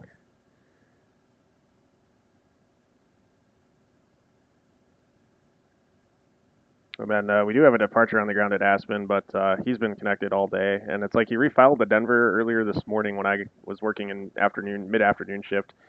And he never called for clearance. Just stayed connected, just never called for clearance.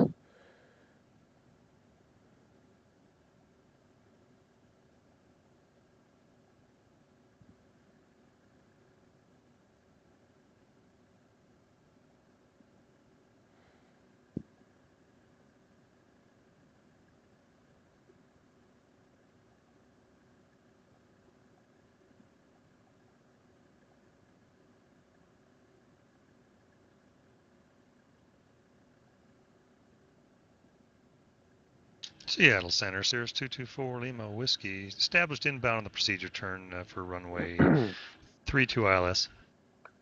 Cirrus 4 Lima Whiskey, Roger. Report cancellation of IFR or missed approach this frequency and change to advisory frequency approved. Okay, we'll change to advisor. We'll cancel with you on the ground for Lima Whiskey. Okay, so that's it for him. Pretty much just have to wait for him to come back and cancel now. So we'll leave the data block up. And now I'm not talking to anybody. So let's see if anyone else gives us a call tonight. Looks like we got somebody on the ground at Pasco here. Seen he tuned up a frequency. Tri-Cities.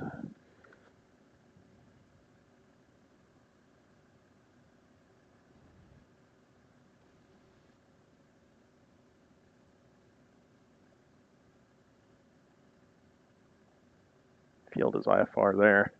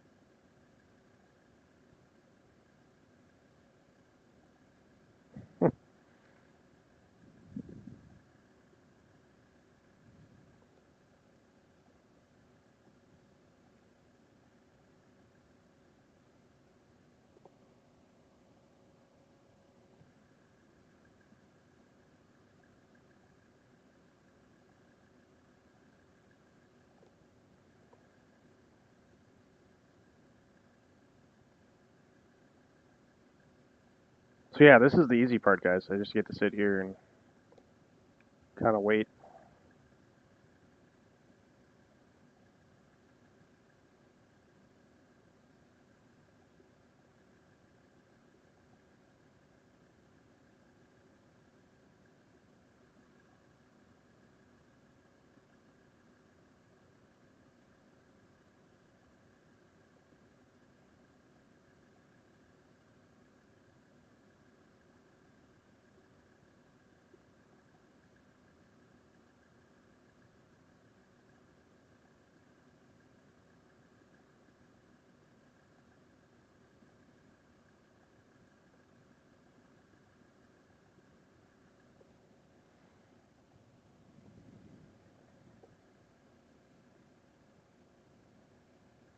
Yeah, it definitely does. I agree with that wholeheartedly. 2-2 whiskey. Yeah, it's sometimes it's good to be busy because it does go by faster. Like this last 40 minutes is probably gonna just take forever now. So I was thinking about wrapping the stream up here just because I don't know if anyone else is going to be checking in with us or not. It looks like we do have one on the ground in Tri-Cities. There is a guy that is still on the ground down in Santa Barbara. And I mean, he's in a Cirrus jet, so the Vision jet. So if he does get going, he probably will get up here before network close. But that's why I was thinking about throwing a host someone's way here, just to conclude the night here. Unless you guys, if you don't mind watching a blank scope for a few minutes here. It is probably going to be a little slow.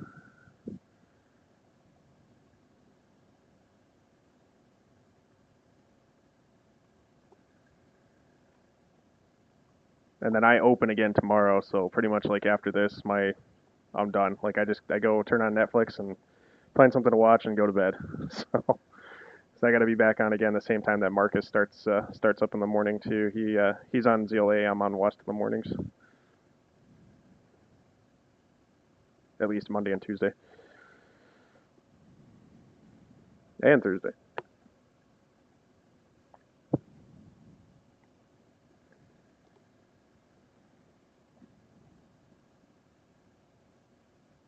Yeah, just looking at the map here too. Let's see. We do have somebody's on the ground too up near Victoria.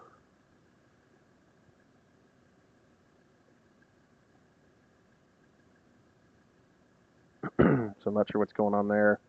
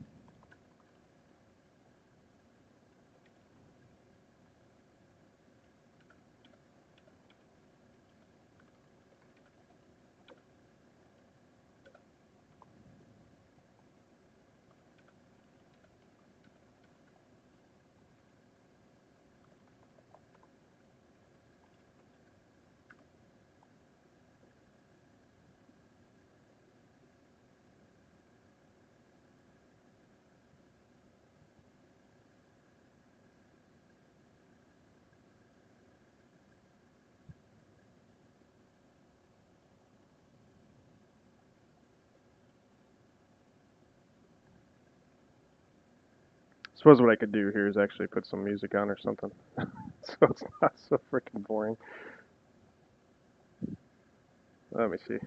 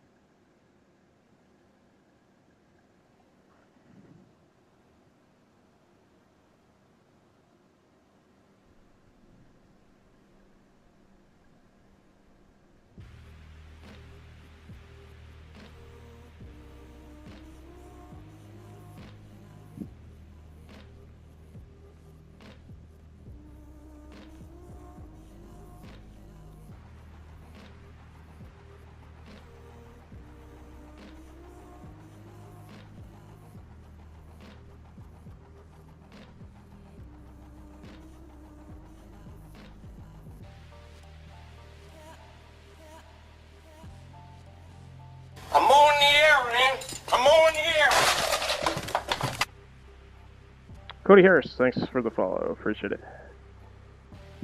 How's your night going? You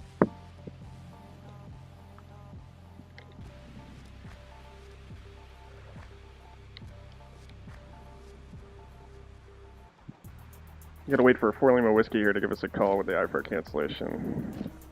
And then, I'm gonna go replenish my water, take a quick breather. I'll be right back.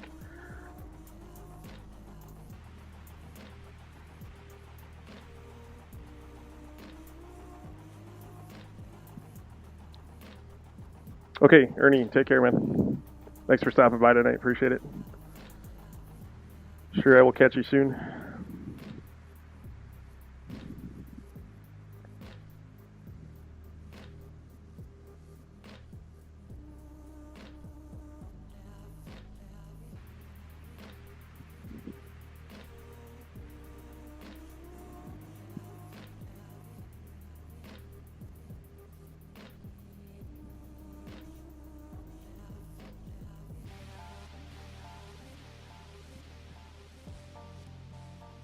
Cessna 125 Bravo radio check. November 125 Bravo Tri-Cities clearance, loud and clear. Copy, loud and clear.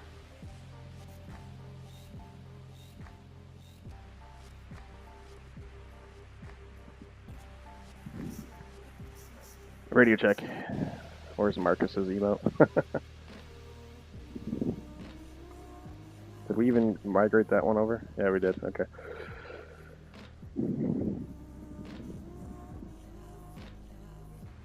Gonna change the name of the bot too. The bot's gonna become Vector Bot.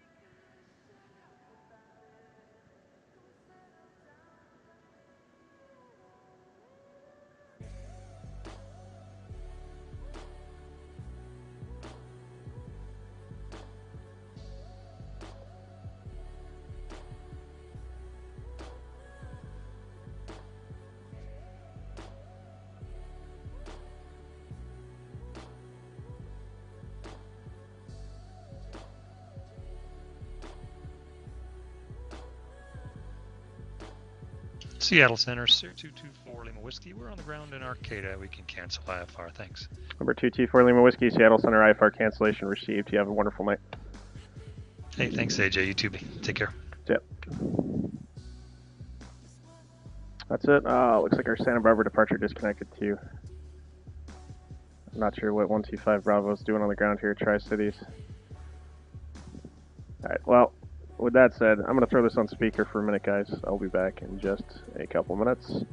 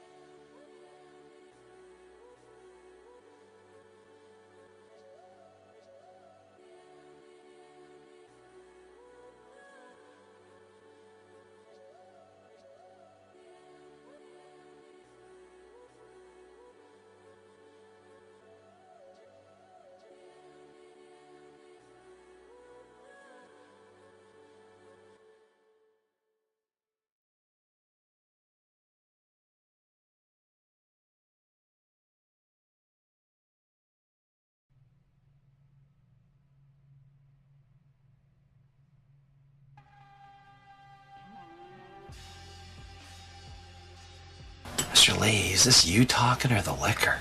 Randy.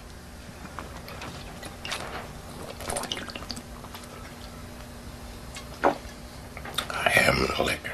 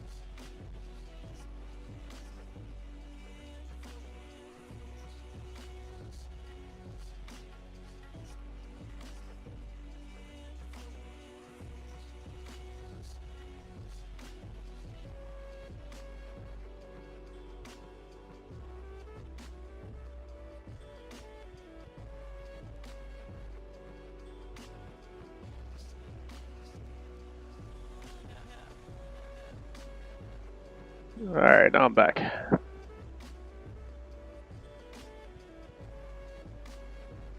So it looks like we pretty much lost everybody here in terms of people that were coming up into the west. That's probably going to be about it for me for the night. Don't really see much else happening within 20 minutes. But we can stick around for just a minute and see what happens.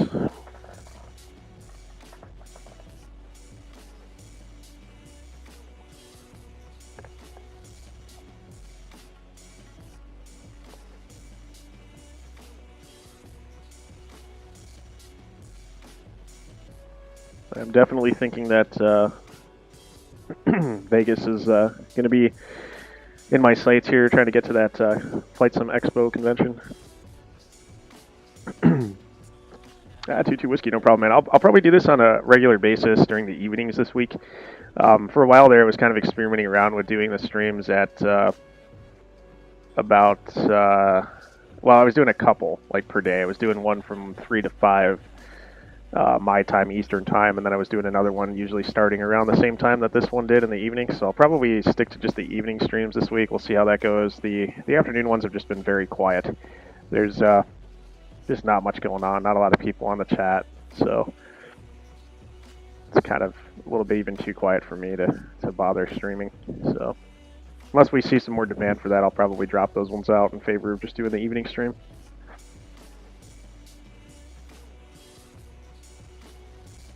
There's some big news coming on the network tomorrow. Can't really say anything more than that. But pay attention to Discord, pay attention to the forums.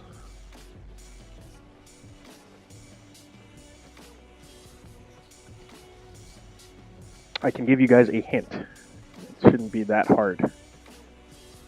I can hint. I can hint. I can't say anything, but I can hint. So take a guess.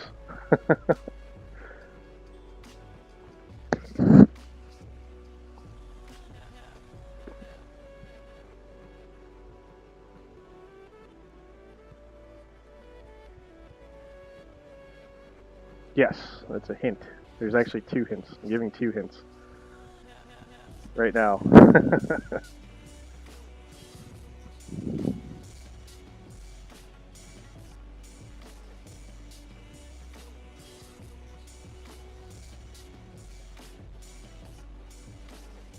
You'll have to be somewhat familiar with the airspace in order to get it.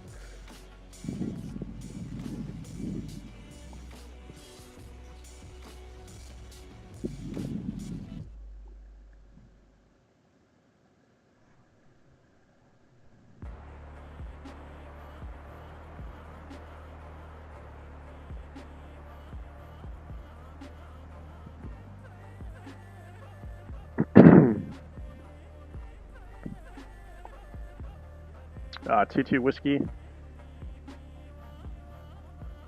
It's next to, it's near San Francisco. This is Oakland Air TCC right here.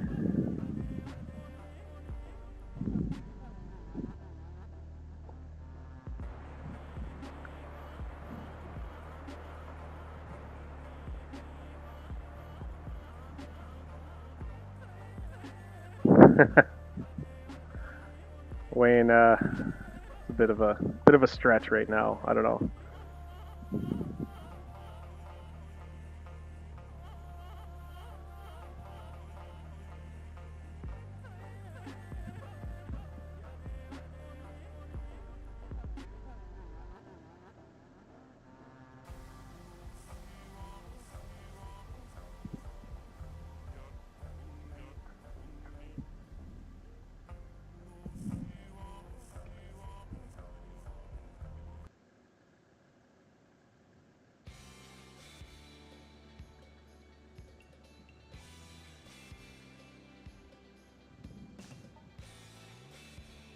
I think I missed a follow. No, nullified. Thanks for the follow. Appreciate it, man. I think I missed that when I was off on break.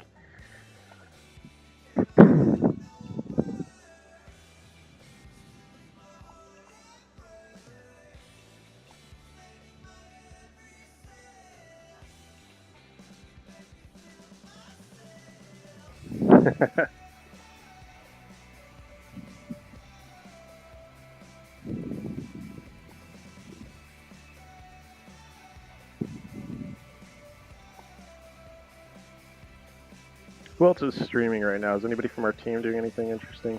Global Sim Alliance, let's have a look.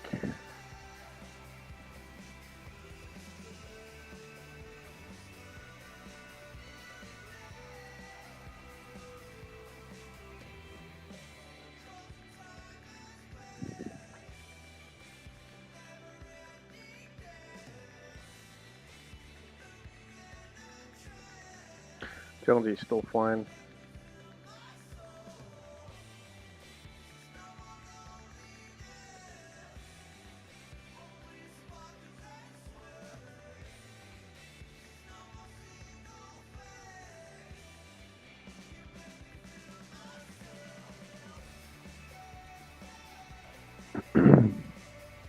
Yeah, it doesn't look like we're going to be getting anything else tonight, guys. I think this is going to be it for me.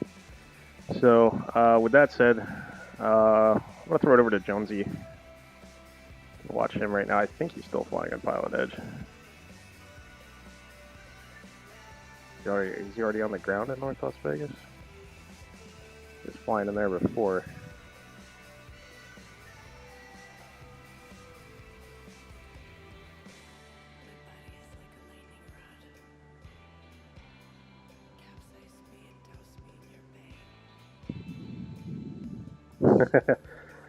All right, hey guys, thanks for the follows tonight. Appreciate the subs too. I think we picked up 4 tonight. That's definitely a record for me, but I definitely appreciate the support. That is huge. Really excited about that, guys. That's great. So thank you so much for everybody that supported tonight. The hosts, everything was great. Plan to meet at the same time tomorrow night, pretty much. We'll do the close again. See how things go. Probably throw a host someone's way once it starts dying off, kind of like now. So anyways, I'm going to put this over to Jonesy for now, guys. We'll catch you all tomorrow. I'll be on in the morning, too, so I'm sure I'll be jumping on Marcus's stream to say hi to him as well. So catch you guys then. Thanks a lot for everything. Appreciate it, guys.